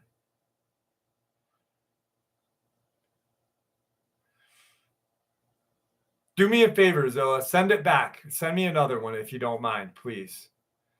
In Rockin' City, I'd love to hear your joke. All right, here we go. This is, I don't know how to take this one. This one is really fucking creepy. Stacey Mathis, how are you? I did get your email with your phone number. Thank you. At the time of this event, I was 4 or 5 years old, and the sun was beginning to descend. So, late afternoon at best. My memory of what happened sticks out because I would shape the things I would draw as I grew older. I was sitting on a large boulder in my grandparents' backyard. It had been dug out sometime before me to make way for a large decorative fish pond that by my time was rarely used except to entertain me. My granddad had just gone inside, and I knew enough not to go swimming in the gross water. It was at this moment I heard a noise to my right and turned. To the right of my grandparents' house was the neighbor's massive field. I can't remember what crop they grew, but the tall grass at the time probably means it hadn't been used in a while. Standing in the grass was a figure with a scarecrow pose. Arms out, straight body. Its hat was cone shape. Its face features wooden. He, or it, had a jack-o'-lantern face with an empty nose hole, but it looked alive. But when he talked, his mouth didn't move. I could hear him in my head like telepathically. He gave off major clown vibes, which I was comfortable with as both my parents did charity events as clowns. I would say it was roughly 6 to 7 feet in height with wide shoulders. It wore scarecrow clothes with patches of bright colors over pale brown and black. But what he said to me was what you should really know, and left me with the distinct knowledge that not only was I not only one anymore to have seen him, but that vivid experiences could have been something more sinister. He waved a wooden hand, and I heard a voice say, "Hello, Sam. We are all colors." I distinctly remember that he asked it as a question, and I responded, "My name is Luke, not Sam. I wasn't scared. I felt calm and relaxed until the end of this experience. He pointed at himself and did a short bow, then reached out into the field next to him and opened a door. A door was not there before and was not attached to anything. I could see inside the gap of the door, and the room inside was green with wooden chairs. He motioned for me to come with him. I remember getting off the boulder, walking with him through the door, and being enveloped in a bright red and green light. They were as bright as the sun, and I had to close my eyes to keep from going blind, or so I thought. I woke up lying on my grandparents' couch, and it was dark outside. My parents rushed in when I called out to them. They had found me a half an hour before, asleep in the middle of the field, having called for me and not hearing me answer when things got dark. It was the last year when I first started hearing about Sam the Sundown Clown encounter, and I remarked how similar it was to my own encounter. I honestly believe they were either the same or slightly different entity as my encounter. As it's been months seen my encounter appeared, I've been able to do better, newer information connected to my experience. Sam didn't try any tricks with me, like with the children from the Isle of Man. Sam's voice wasn't vocal, if that makes sense. It was like echoing, hitting off something, and hearing it inside my head rather than through my ears, thinking it all over. I believe the full sentence was, "Hello, Sam. We are all colors. Skip the starlight." The inside of the green room has come up in my mind. I've tried remembering other details, and when I sat down to nail it all down, anything about it, I distinctly recall that there were 2 empty wooden chairs and 2 occupied chairs further back. The door was see-through. I never saw a doorknob. I couldn't make out any details about other people sitting in the chairs, but they had the same outline as well. Sam, the hat, head-shaped, long arms, legs, but details were void, like when someone's face gets blurred to protect their identity. So I wanted to do this.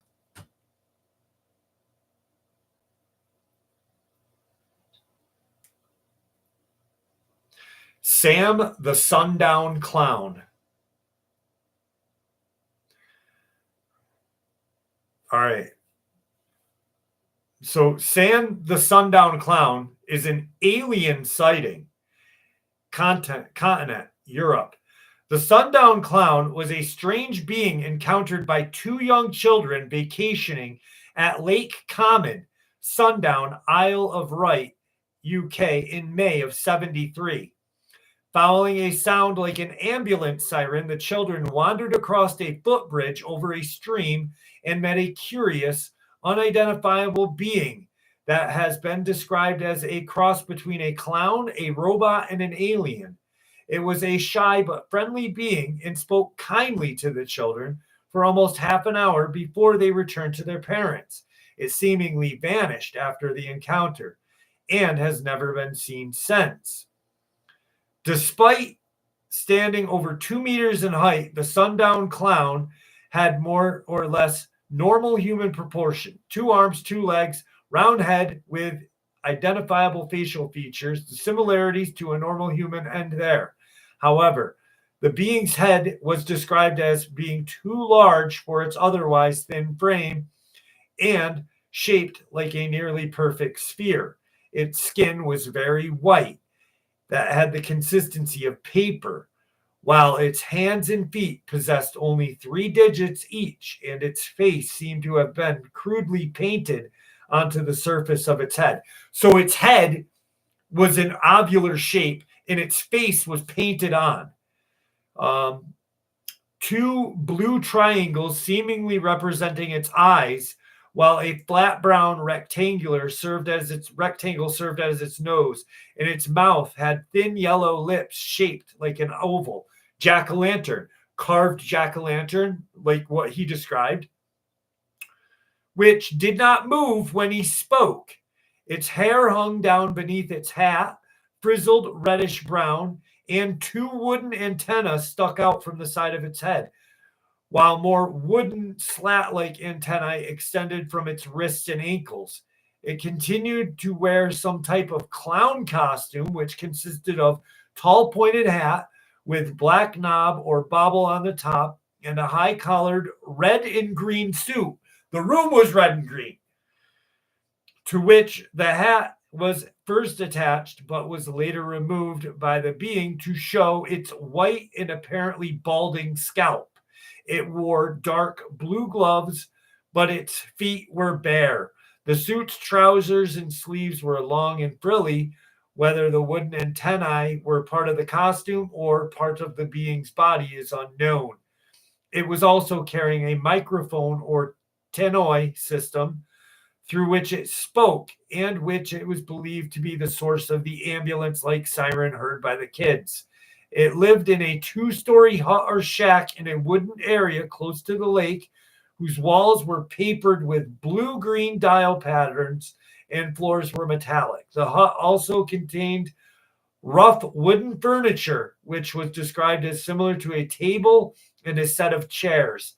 The clown being demeanor seemed shy but friendly. It told children it was frightened of humans and would not defend itself if it was attacked. It claimed to drink water from a stream after cleaning it and gathered wild berries, which it ate in a very odd manner by thrusting its head forward and somehow moving the berries back and forth between its eyes and then down to its mouth. It could write in English using a pencil and paper. Upon being asked, it told the little girl that his name was Sam, and that it was all colors. When asked if it was human, said it was not. When asked if it was a ghost, it was reported to have answered, "Well, not really, but I am in an odd sort of way." All other questions about what it may be were answered solely with, "You know." Possible explanations: a human wearing a costume, a fairy, ghost, or other type of paranormal or supernatural creature, an interdimensional being, a demon, robot, extraterrestrial, a hoax, or shared hallucination. Very fucking creepy.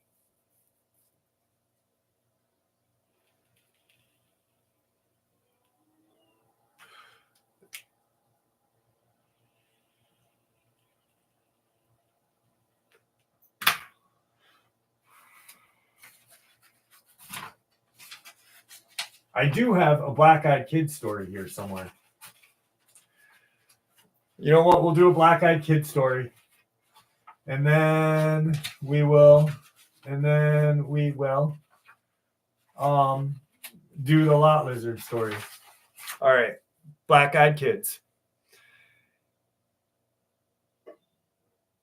ATD 24, 124. How are you? All right, here we go. Sorry, Jeff. What are you sorry for, Melissa?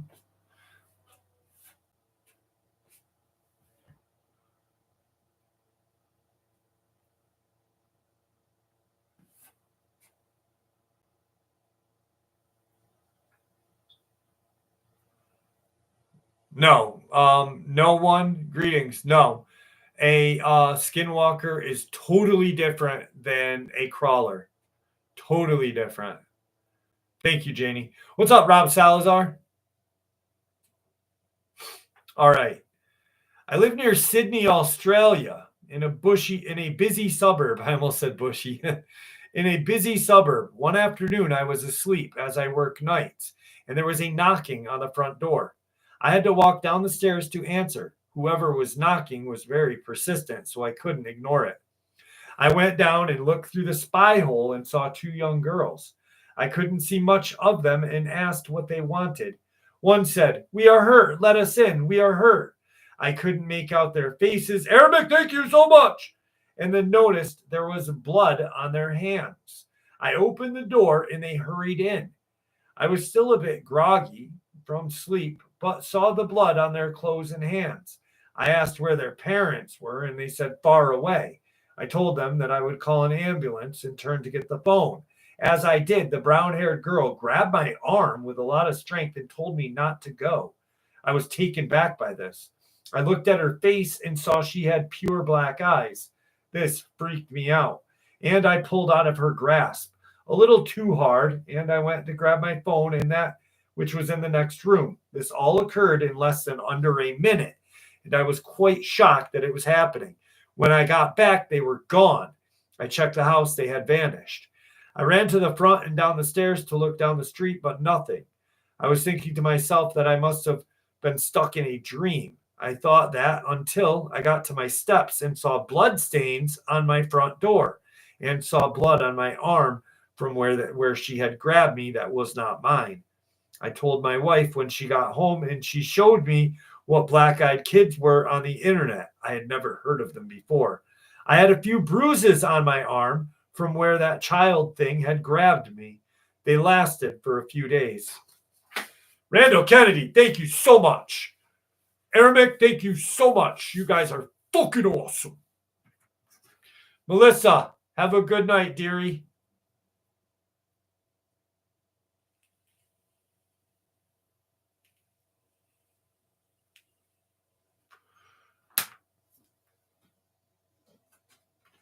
All right, here we go. Here we go. Anyway, really quick. No one. So skinwalkers, I'll just really quick. Skinwalkers are they are Navajo. So if someone says, I saw a skinwalker in Canada, they saw a shapeshifter. A skinwalker is a Navajo shaman who practices in black magic. They do shapeshift. They were actually in the Ute Navajo Wars, and if you do a background on this, you will get the answer that I give you, honestly. The Navajo would use skinwalkers as almost like a stealth team to invade Ute villages and kill them at night. So when the Ute warriors would wake up, they would see like these men running away, but they were wearing the skin of a deer or a wolf or whatever. Then through practicing black magic and stuff, shamans supposedly shapeshifted. The name for it is Nadolny. Crawlers, no one knows what a crawler is. They could be a demon. They could be an alien genetic project. I've heard that they were called the White Demon by the government, supposedly. I heard that they were used and created by aliens as protection for the deep underground military bases. So it's not really...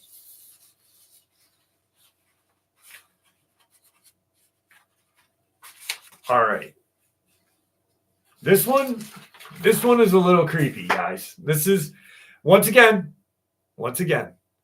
lot lizard stories are not real. I wrote this as an entertainment for all of us.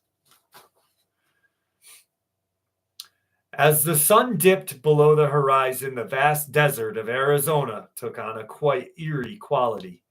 The endless miles of highway stretched out before Jerry, an aging trucker. As he drove his semi toward his next delivery, he had been on the road for hours and was looking for a place to rest.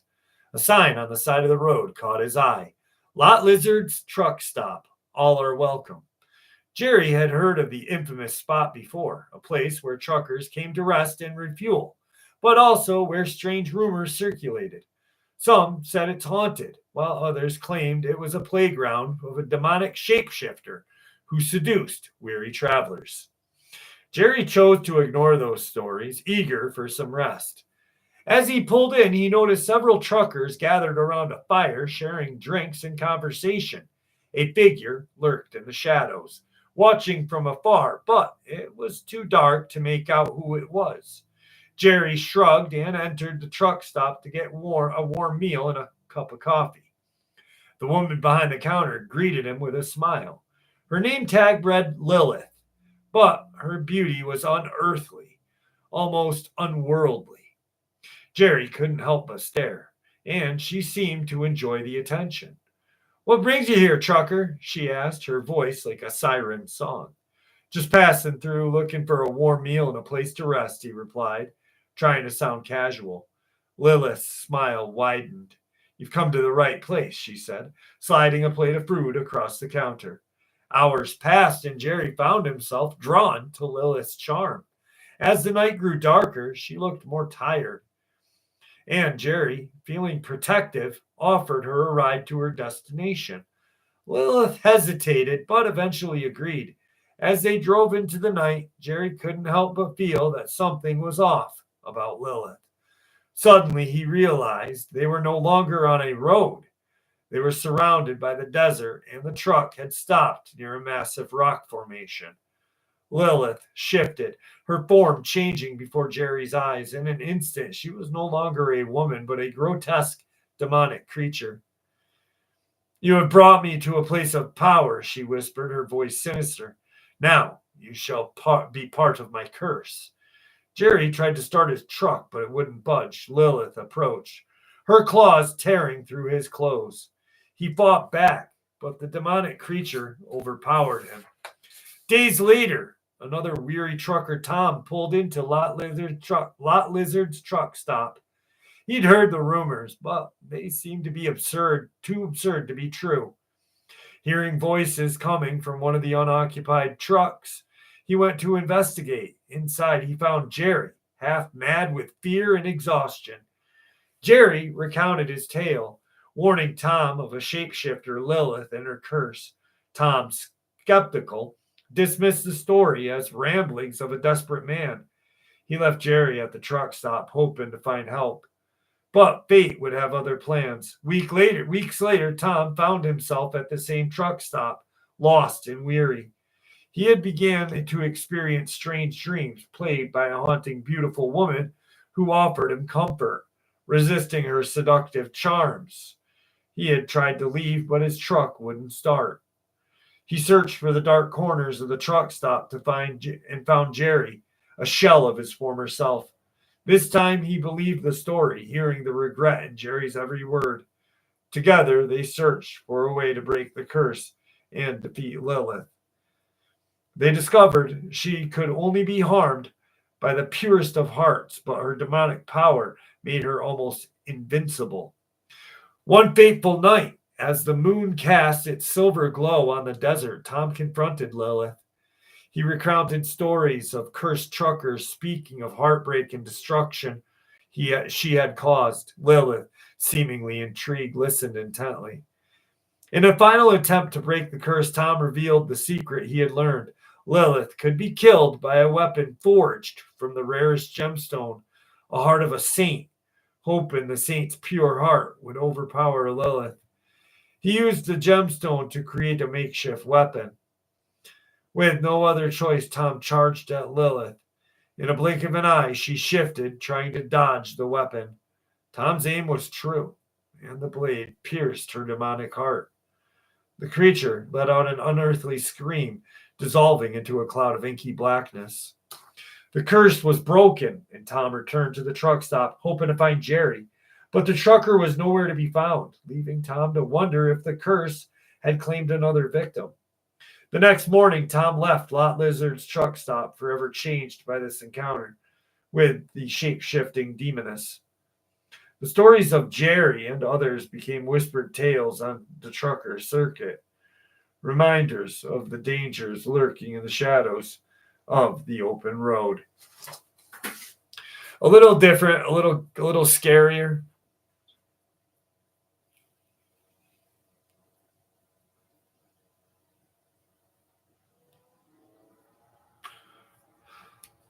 Succubus, she was something.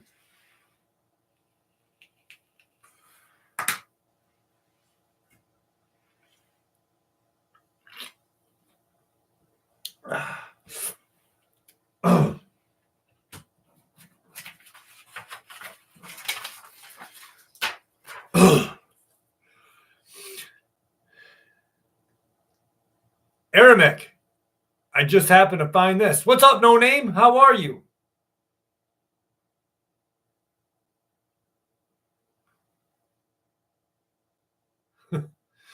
Hello. It's been a few years, June 2022, since the strange event. I thought I would share it. My husband and I experienced now that I've been brought up again, that it's been brought up again. I was watching an unsolved mysteries show on the Mothman. My husband and I were driving down Kirchhoff Road in Rolling Meadows, Illinois, heading home towards Plum Grove Road. It's a little after midnight when we left my in-laws' house to head home. It's a short trip, only about a mile, which we've taken thousands of times. This night was different. As we got close to home, a large winged creature landed in the road the opposite side. It was dark, but we could see its massive wings. They were larger than the SUV. The wings were spread out, and we slowed down and stopped the car. I turned on my brights and shifted the car more toward the direction to see what the hell it was. We didn't see its face, but we saw its legs that looked almost human-like and the biggest wings we'd ever seen. This was no bird. It was huge, and when I shined my lights on it, it shot up so fast into the trees it disappeared. It was strange how quickly it happened and how it flew back into the trees. We went to look further and turned the car around. We went a little further and turned the car around to see if we could find the creature, or as we like to describe it, the owl man. It was 5 feet tall with wings taller than its body, and it was gone. Something that big should have been visible in the tree or around us, but it wasn't. We were shocked and unsure of what we saw. We talked about it all night, and I tried to convince myself that it was some crazed-sized owl or bird, but my husband knew it was something completely different, something more. After this time, I never did any research as I felt in denial about what we saw, but our experience seemed similar to others. Reading that there are similar sightings so close to us in Hoffman Estates a few years back, I now believe that what we saw is real and definitely out there. I feel we saw the backside of this creature and could identify its legs, which were the size of a man's. Not a bird, not even an owl, but the wings were reminiscent of an owl, just way too big to compare. Anyway, I wanted to share my experience with you guys.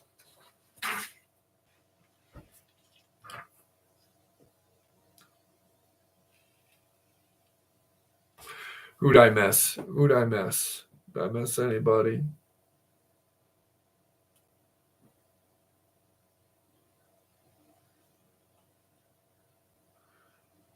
What's up, Brian Oliver? How are you? Catlin, how are you? From British Columbia. Who would prevail? Probably a werewolf, maybe. T-Baby, how are you? Thoughts from Rhode Island. Rick, how are you, buddy?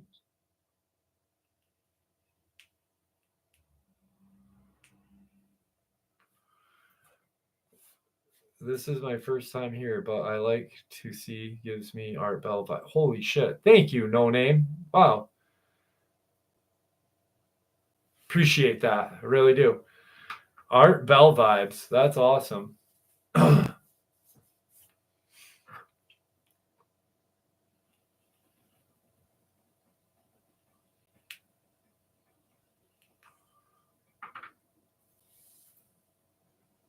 I do. I think werewolves, because they're smart, because they have the intelligence, just based off of what Victor had shared with us. Analog Oracle, how are you? Just based off of what Victor had shared, I think it would be the most dangerous. That's just my opinion, though. You know what I mean?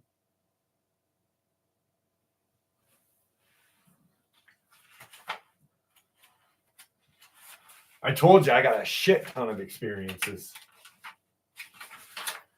All right. 2014, my mate and I were out deep sea fishing at night. We live in Cabo San Lucas, Mexico. We left port at 7 p.m. local time and planned to return at 9 a.m. the next morning to sell our catch.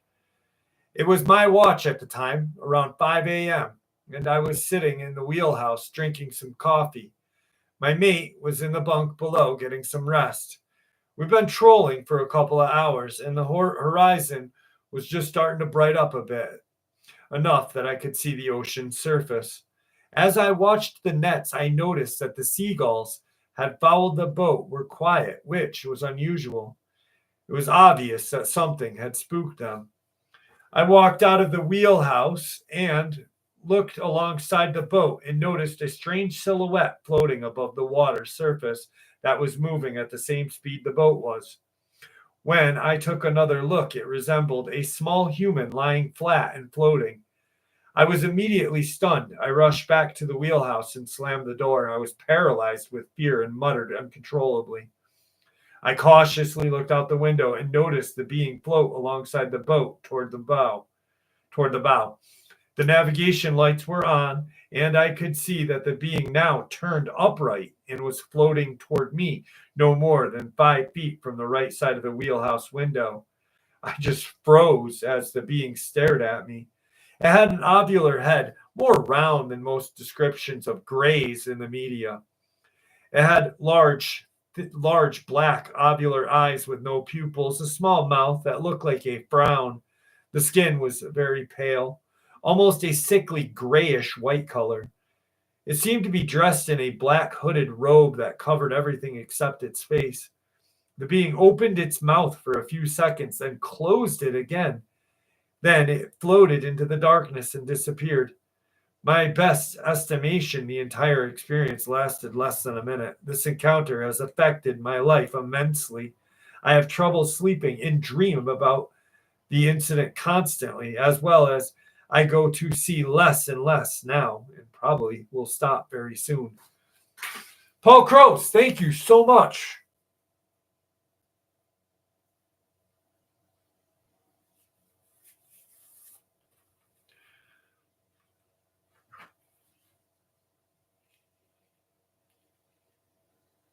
What's up, Tony Glover? How are you, buddy? Kevin, thank you, bro. Appreciate you. Which cryptid do you think you're able to cloak? Bigfoot. I really think, okay, I had talked about this once. I bagged a 4-meter python the other week because I ran. Holy shit. So I did say your name right. Nice. So I had made an upload about cloaking and things. It was a while ago. Jane will probably remember it. It was probably, 6-7 years ago when I started the channel. But I was talking about how, how they say like we only use like less than 10% of our brain. Well, that's not true. It's a little more than 10%, but we don't use all of our brain power. And I was talking one night about just some random shit, cloaking and stuff. And I had just read an article about a Russian scientist who was forced to work with the Russian army because the Russian army the scientist was doing research on Bigfoot and cloaking. The Russian army wanted to, if this scientist could get the information, to pass it on to the Russian army. So they forced her to work with them. And I started to think about like, okay, so if we only use X amount of our brain, what if these creatures, not saying they're smarter than us, but what if they use the same amount of brain that we use, but a different part of it? So like, it only makes sense because like telepathy or any other kind of supernatural could be used, like people move shit with their mind and stuff. So I'm like, what if all of these creatures can cloak and can like go interdimensionally? And what if we could too at one point, but we forgot how to, like through time and growing as humans, what if we forgot that secret kind of lock, and we don't know how to unlock it?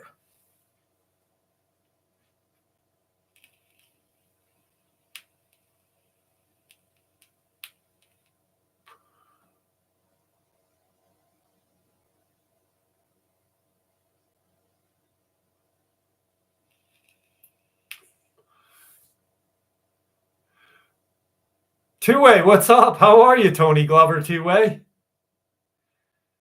But I always thought, like, what if we weren't able to, because like 10%, and it's not, it is true that we use more than 10%, but we don't use all of our brain power.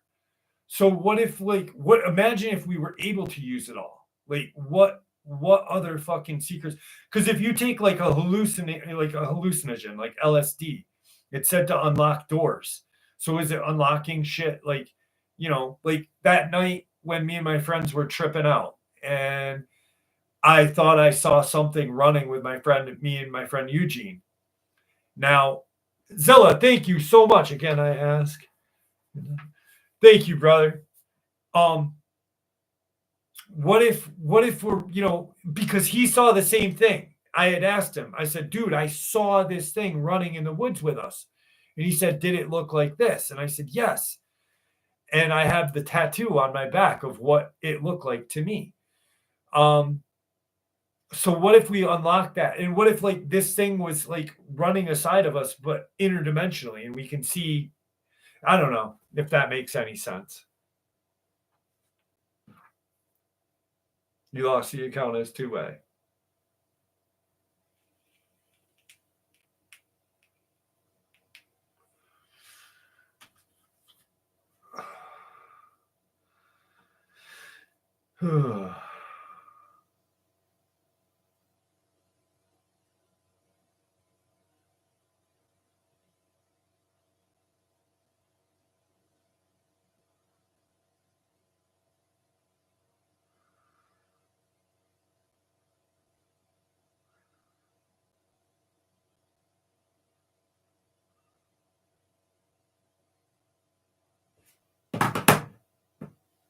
All right.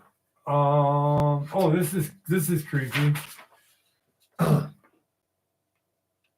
I wish to keep my name to myself, but I am willing to provide my account of what happened.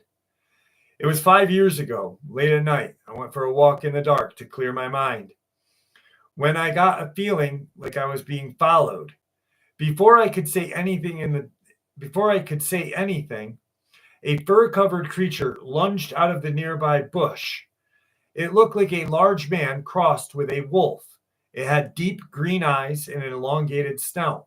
The thing smelled like a rotten deer carcass, and it was very heavy. It slammed into me, knocking me to the ground, where it stood over me and growled as it looked me in my face. I kicked at it, and it yelped before swiping at me, cutting my arm with its sharp claws. I was sure it was going to kill me. But then a noise similar to a car with a broken muffler backfired and scared it, and the creature ran away. Strangely, my arm no longer felt like it was bleeding, and the cut was not hurting anymore.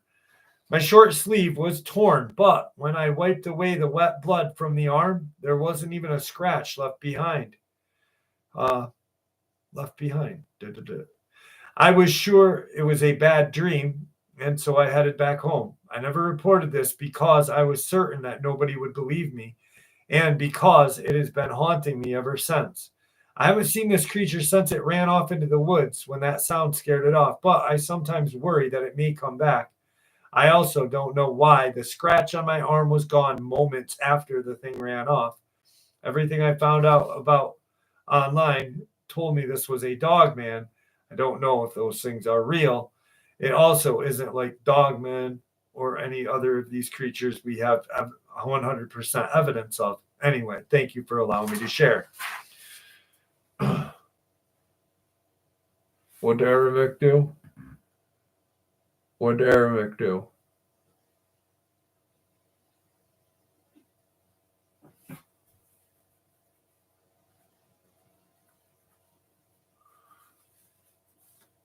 Nah, all right. So the incident happened. I'm going to show you the back tattoo. So the incident happened when I was 16. And me and my friend bought a tattoo gun when I was 16 years old. And I had my friend do this on my back. I drew it out. I drew what I saw with my friend Eugene that day we were tripping. So I drew this and then on tracing paper, and then we used deodorant and put it on my back, and he tattooed my back. So this is not a professional tattoo. It's something that I had done since I was 16 years old. So it's not the greatest tattoo, but this is what we saw that day looked like. No one else saw it except for him and I. And it looked weird how it was running. There was a lot of weird shit that happened that day.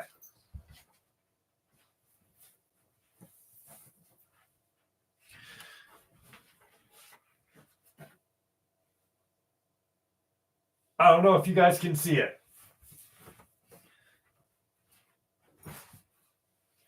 But that's what that's what we saw.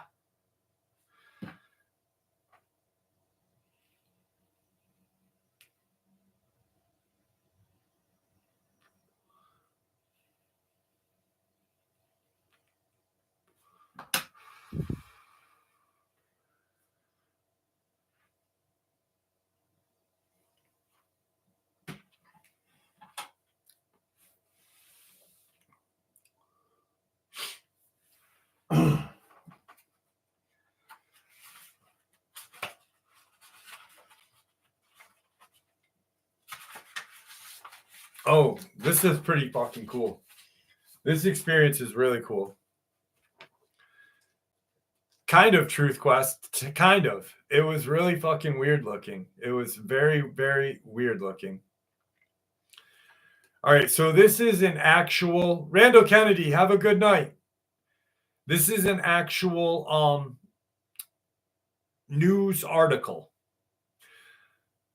Randall Kennedy, thank you so much. Las Vegas suspect blames aliens for father's murder. Timothy Sarag, La, 35, is facing murder charge with the use of a deadly weapon. He was taken into custody on the day of killing, February 5th. This is this year, in a Southwest Valley neighborhood. Las Vegas Metropolitan Police dispatched officers to the home near Blue Diamond Road and Decatur Boulevard after a hysterical woman, later identified as La's mom, called the police to report her 73-year-old husband, Yoon Jin-la, was unconscious and not breathing. Randall Kennedy, thank you again. The report states, Yoon Jin-la, who was discovered in the master bedroom, suffered a gunshot wound to the back right side of his head, according to Clark County coroner. Police documents state La's mom told police their son lived with them, but she had not seen him since the morning when she left for work. She described her son as having a medical condition, which was redacted in the report. Police found La walking in the neighborhood and took him into custody. During an interview with the police about the shooting, he told them he believed he was saving someone, a worker, from being tortured, and this worker was wearing the skin of his father, according to documents. La told police that he walked around the neighborhood after the shooting. Police found the 9mm gun and 9mm casings at the home. La made his initial appearance in Las Vegas court on Tuesday, the 11th of February. He is scheduled for a preliminary hearing February 25th. So this is just recent, which I haven't heard anything of. But here's what I wanted to say. That this is weird. So why is his mental illness redacted? You know, like that kind of like, I was like, huh? Because like, okay, like when it would make more sense, like if he had like schizophrenia, you know, they'd say La has been diagnosed with schizophrenia that he's been dealing with X amount of years. He was off his medicine. When did this account? Why would it be redacted? That makes no sense. So it's a little fucking weird.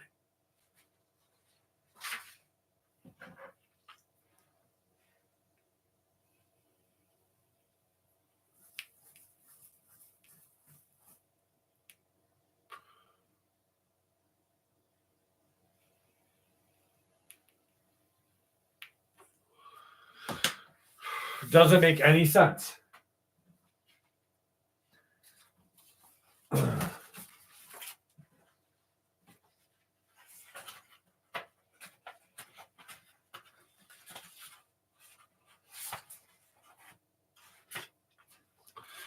All right. So here's something, and I did an upload about this. I was talking about this too. What if the people, okay, so you know how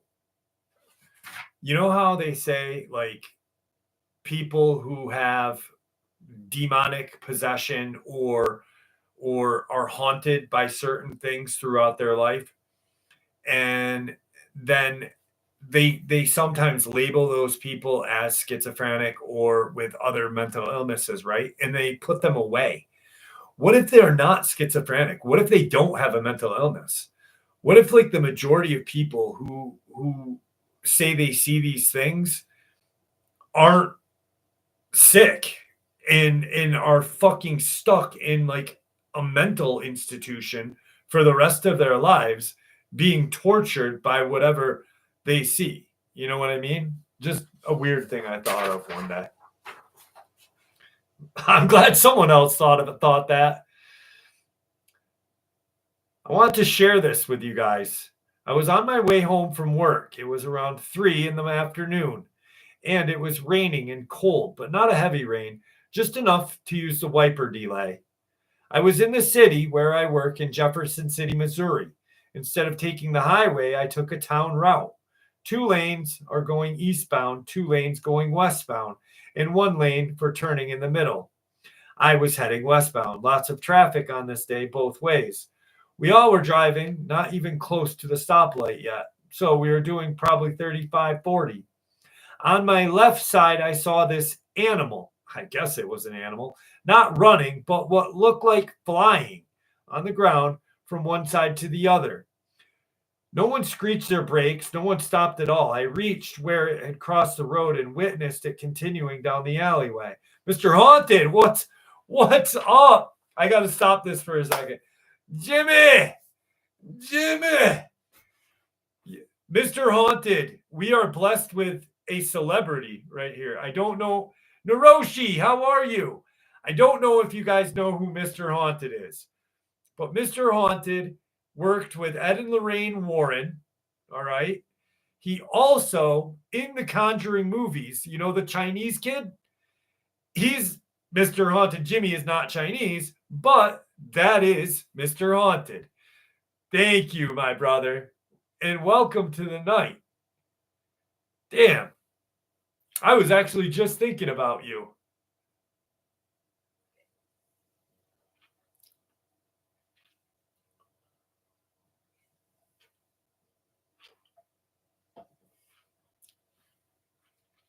Tell my story. Tell your story. Your story's better than mine.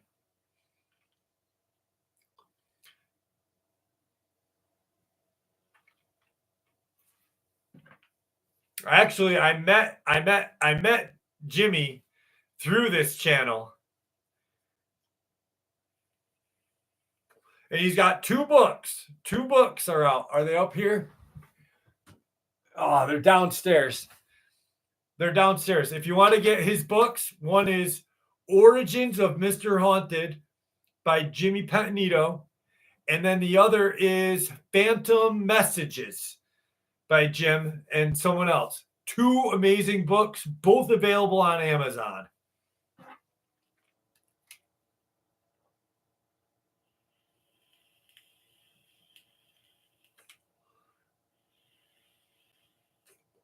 Kevin, I'll read your email and I'll get back to you, my friend. Thank you for sending it to me.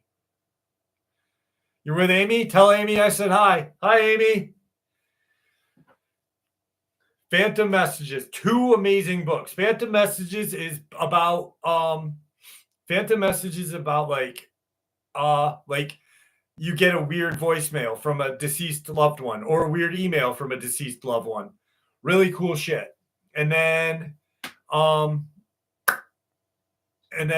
the origins of Mr. Haunted is how he became who he is. Like he's got some crazy fucking pictures. Then they're in the book. They're in the book. He's great. All right. So I'll finish the story now.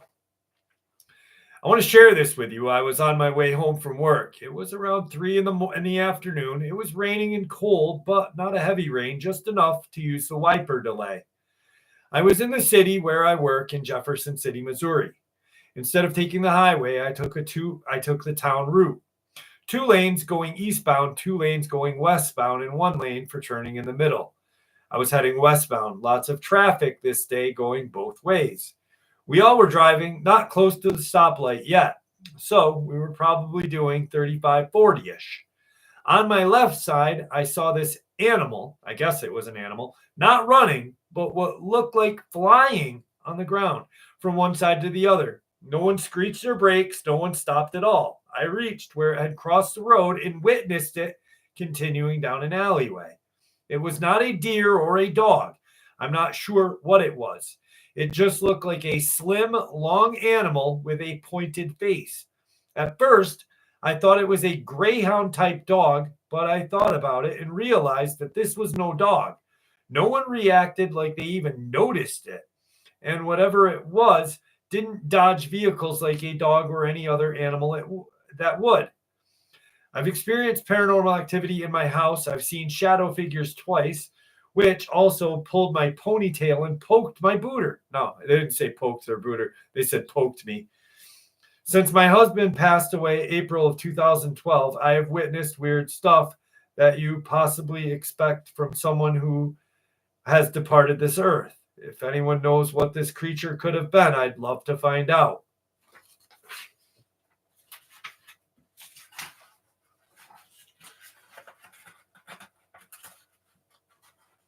All right. Ooh. All right. So what I'm gonna do is I'm gonna do our last lot lizard story for the night, and then I'm gonna do a last experience of the night.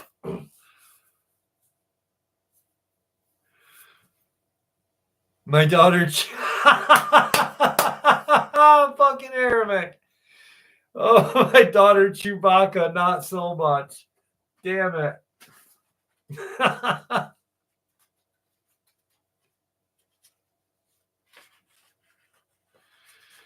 All right.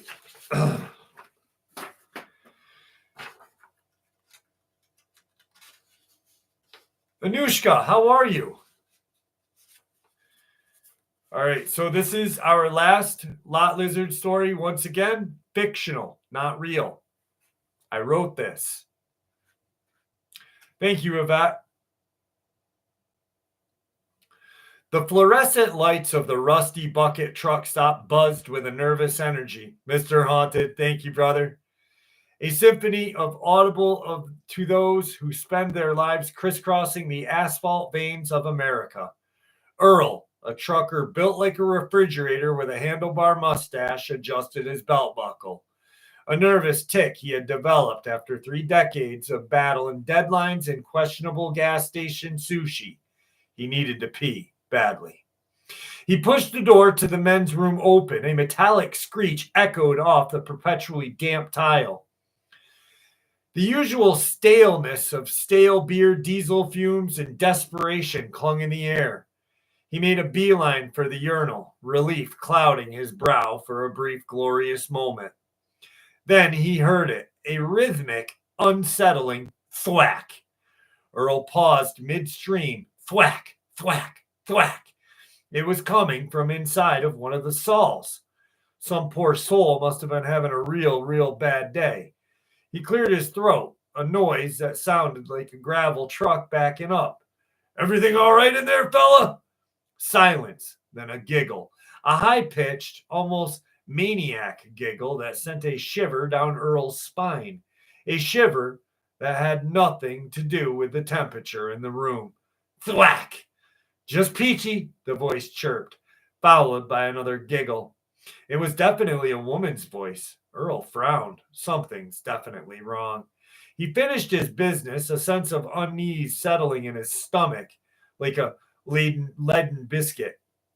He started to wash his hands, keeping a weary eye on the occupied stall. Thwack, thwack, cluck, thwack, cluck.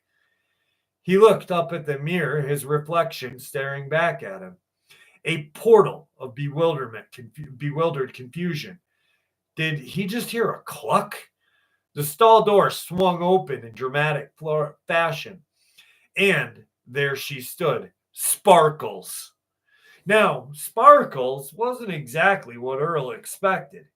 He'd heard the whispers around truck stops, the hushed tones and knowing winks, but reality was truly something else.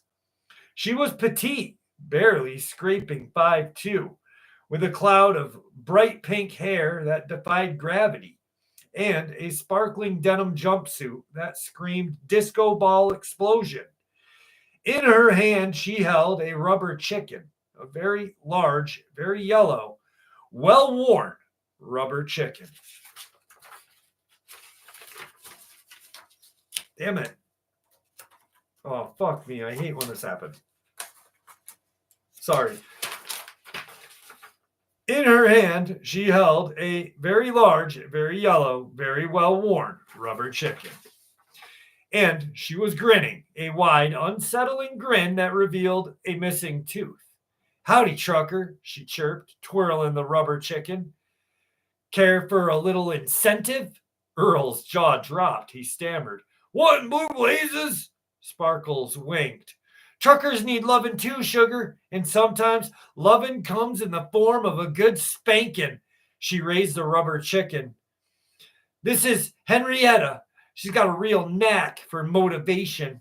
Earl backed away slowly. His eyes widened. I think I'm good, he managed to croak. He edged toward the door, every instinct screaming, run. But Sparkles wasn't deterred. She took a step forward, Henrietta dangling menacingly. Now, don't be shy. Henrietta's just itching to meet you. She's got a real pecking order to establish. She let out another giggle, a sound that grated on Earl's nerves like nails on a chalkboard. He bolted. He burst out of the men's room and nearly collided with Big Joe, another trucker known for his tall tales and even taller appetite. Whoa there, Earl. What's got you a tailpipe all twisted? Big Joe asked, his mouth full of questionable-looking chili dog. Sparkles, the rubber chicken, Earl sputtered, pointing to the door. She's faking truckers with a rubber chicken in the bathroom. Big Joe raised a skeptical eyebrow. Sparkles with a rubber chicken? You sure you ain't been hitting the road a little too hard, Earl? Just then, a scream echoed from the bathroom. A high-pitched, terrified yell followed by a distinct thwack of the rubber meeting flesh. Big Joe choked on his chili dog. He swallowed hard. His eyes widened. Well, I'll be. The news spread like wildfire through the rusty bucket. Truckers whispered about Sparkles and her unusual services. Some were terrified, some intrigued, and some, Earl suspected, were secretly a bit too curious. Earl, however, was not curious. He just wanted to get back to the road, away from the rubber chickens and sparkly denim jumpsuits. He hopped back into his rig, his hand shaking slightly as he started the engine. He checked his mirrors one last time, half expecting to see Sparkles and Henrietta in hand chasing after him. He didn't.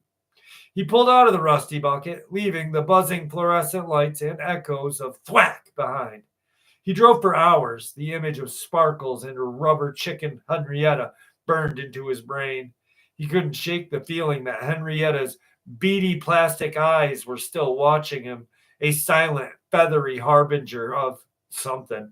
He wasn't sure what, but he knew one thing for sure. He was never using the men's room at the Rusty Bucket truck stop again. And he was definitely avoiding rubber chickens for the rest of his natural life.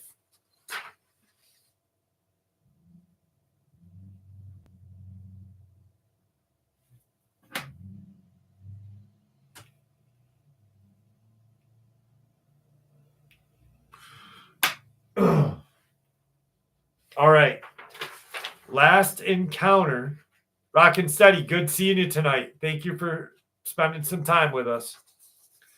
Last encounter of the night, guys. My cousin and I had a very weird experience on September of 2011. We both lived in the town of Wolverine, Michigan, and our dads are brothers. My cousin and I have been hunting and camping together since we were 12 years old. We're 2 months apart in age. We had graduated from high school that spring and were planning to go camping later in the summer. We finally got permission to use my dad's pop-up camper and headed off. We planned to stay a week or so at a place southwest of Mackinac City in a forest near the state park. We drove back into the woods about 4 miles off the main road and set up in a small clearing. We both thought the area looked familiar, but couldn't recall why we had seen it or would have been there. It was weird because we both commented at the same time to each other. We really didn't have much planned to do other than just be together and hike. Both of us were going to move away from home next spring, so we needed some time to hang out with each other. I'll be honest, he was more like my brother than my cousin, and the camping trip was a good excuse to get away from my girlfriend for a while. We didn't do too much the first night other than drink some beers and talk. We were in our racks early that night. The next morning, we decided to explore the area. We started at about 10 a.m. and headed west toward the lake. We had been walking no more than an hour when we heard somebody yelling ahead of us. It didn't sound like they were in trouble, so we cautiously continued to walk toward the sound. After 10 minutes or so of yelling, it stopped and we never saw anyone. I had a GPS with me, so I figured we'd be able to find our way back pretty easy. We did get crossed up a few times, but we got back to our campsite late afternoon. There was a small creek nearby, so we washed up and started to cook dinner. As we sat to eat, there was a sound of something moving through the trees north of us. There were a lot of small animals in this area, so I figured it was that. A few moments later, we heard a thrashing sound, like something was sweeping the small trees and brush. Since we were eating, I thought maybe a black bear got wind of our food. Whatever it was, it soon stopped. Zilla, thank you. But every once in a while, it would start back up. That night, we could hear the sweeping sound coming from the same area, which really seemed odd to us. The next morning, it was quiet, so we walked in the direction of the noise from the previous night. We didn't see anything, but it did look like something had been kicking up the ground in a few places. We washed back to the campsite and started to eat breakfast. I just wanted coffee, so I went to the pop-up and searched for a cup of coffee. As I was in there, I heard my cousin say something. I heard my cousin say something. I asked what he wanted. He replied that I had better get out here. I looked through the netting, and there was a tall man in a black tracksuit standing at the edge of the clearing. I stepped out and asked the man if we could help him. He smiled and said, "Maybe I can help you." My cousin and I both looked at each other and kind of laughed. The man started to slowly walk toward us, and I asked what he wanted. He stopped walking and was about 15 feet from us. Right away, I noticed that his eyes were totally black and that the tracksuit had been caked in mud and had dirt on it. I asked who he was, and he smiled and said, "I'm just taking a walk and meeting people." By this time, I was freaked out, and my cousin walked toward the pop-up. I knew he was going to grab his shotgun. The man got a serious look on his face, like he sensed we were alarmed. So he turned and walked toward the woods. At the edge of the clearing, he stopped and turned around and said, "I'll be seeing you boys later," and started to laugh as he moved toward the woods. We didn't need another confrontation like that, so we gathered everything and hauled ourselves out of there. We did set up in another area like 70 miles south of where we were, and we had an enjoyable couple of days. But when we get together, we still wonder aloud who that weird black-eyed man was. Thank you for allowing me to share. All right, guys, 2.5 hour live stream. I had a blast. I hope you guys did. Clint, How are you, brother? Thank you. Thank you. I want to thank you guys for hanging out with me tonight. And I honestly, you know what? Fuck it. How about one more? How about one more?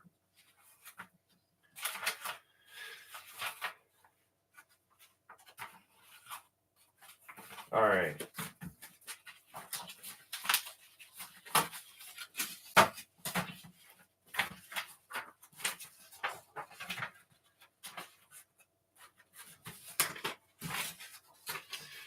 One more.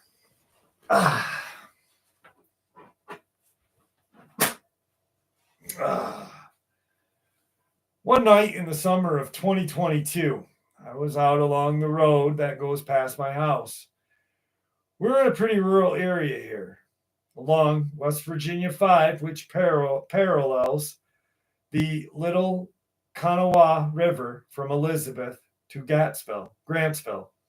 But the animals here are always the same. Until the late 90s, the state DNR let coyotes loose, and in the early 80s, wild turkey. Now they are releasing wild elk. Yet, there are no sightings of these creatures. I have heard Black Panther and even seen 2 kittens dead. At my friend's house, her dad had chased and treed the kittens, but their mother got away.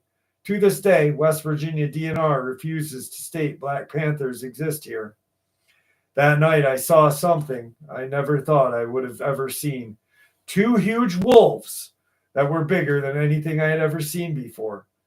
I know people who own wolves, and I have been around them. When they left on vacation, I even fed their pet wolves.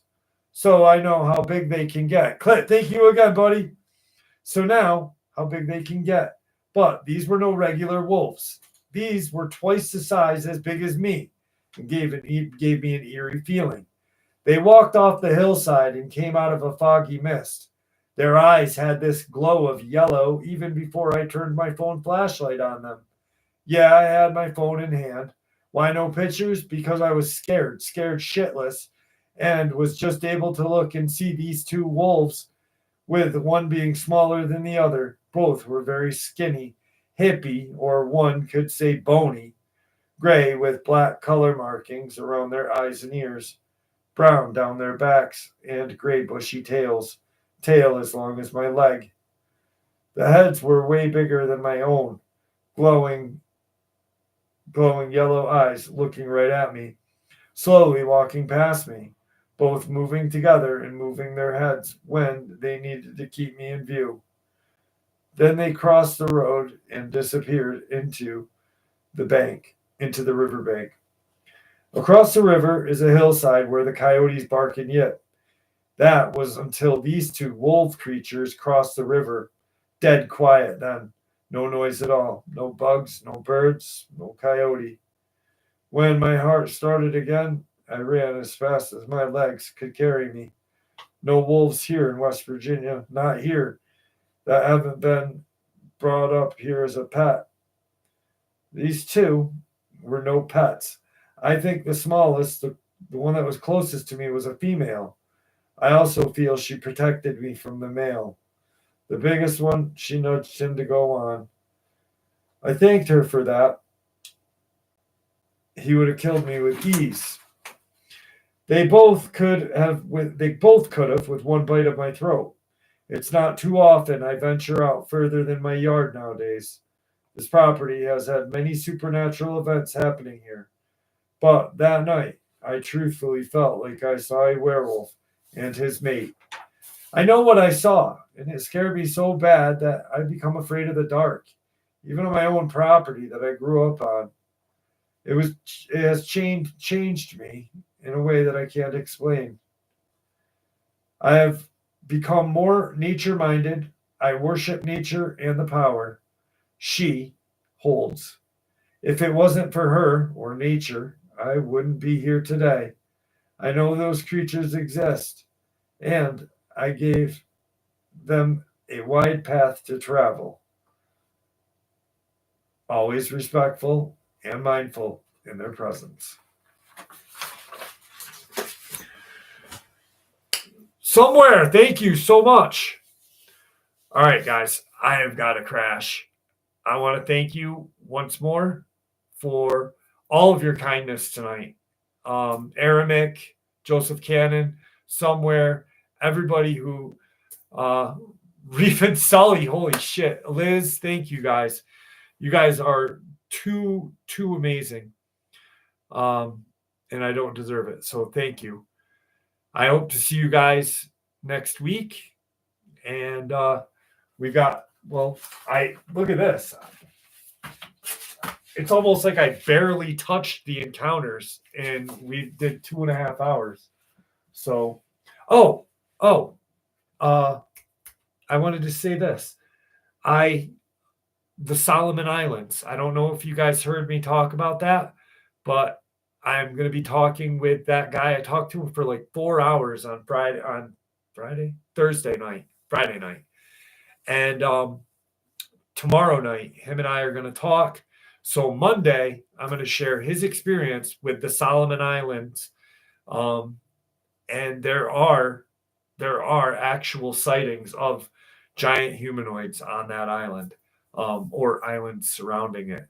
And I've heard that some of the soldiers that were at Guadalcanal had actually seen large humanoids with red hair on this island, which is fucking creepy if you think about it, because just like in the Middle East, people don't have red hair. Anyway, I love y'all. Thank you once again. And stay safe. Stay happy. Stay healthy. Don't let your meat loaf. Aramic, thank you for being the Cat Williams for the comment section tonight. And be safe. And peace be with you. Love you guys.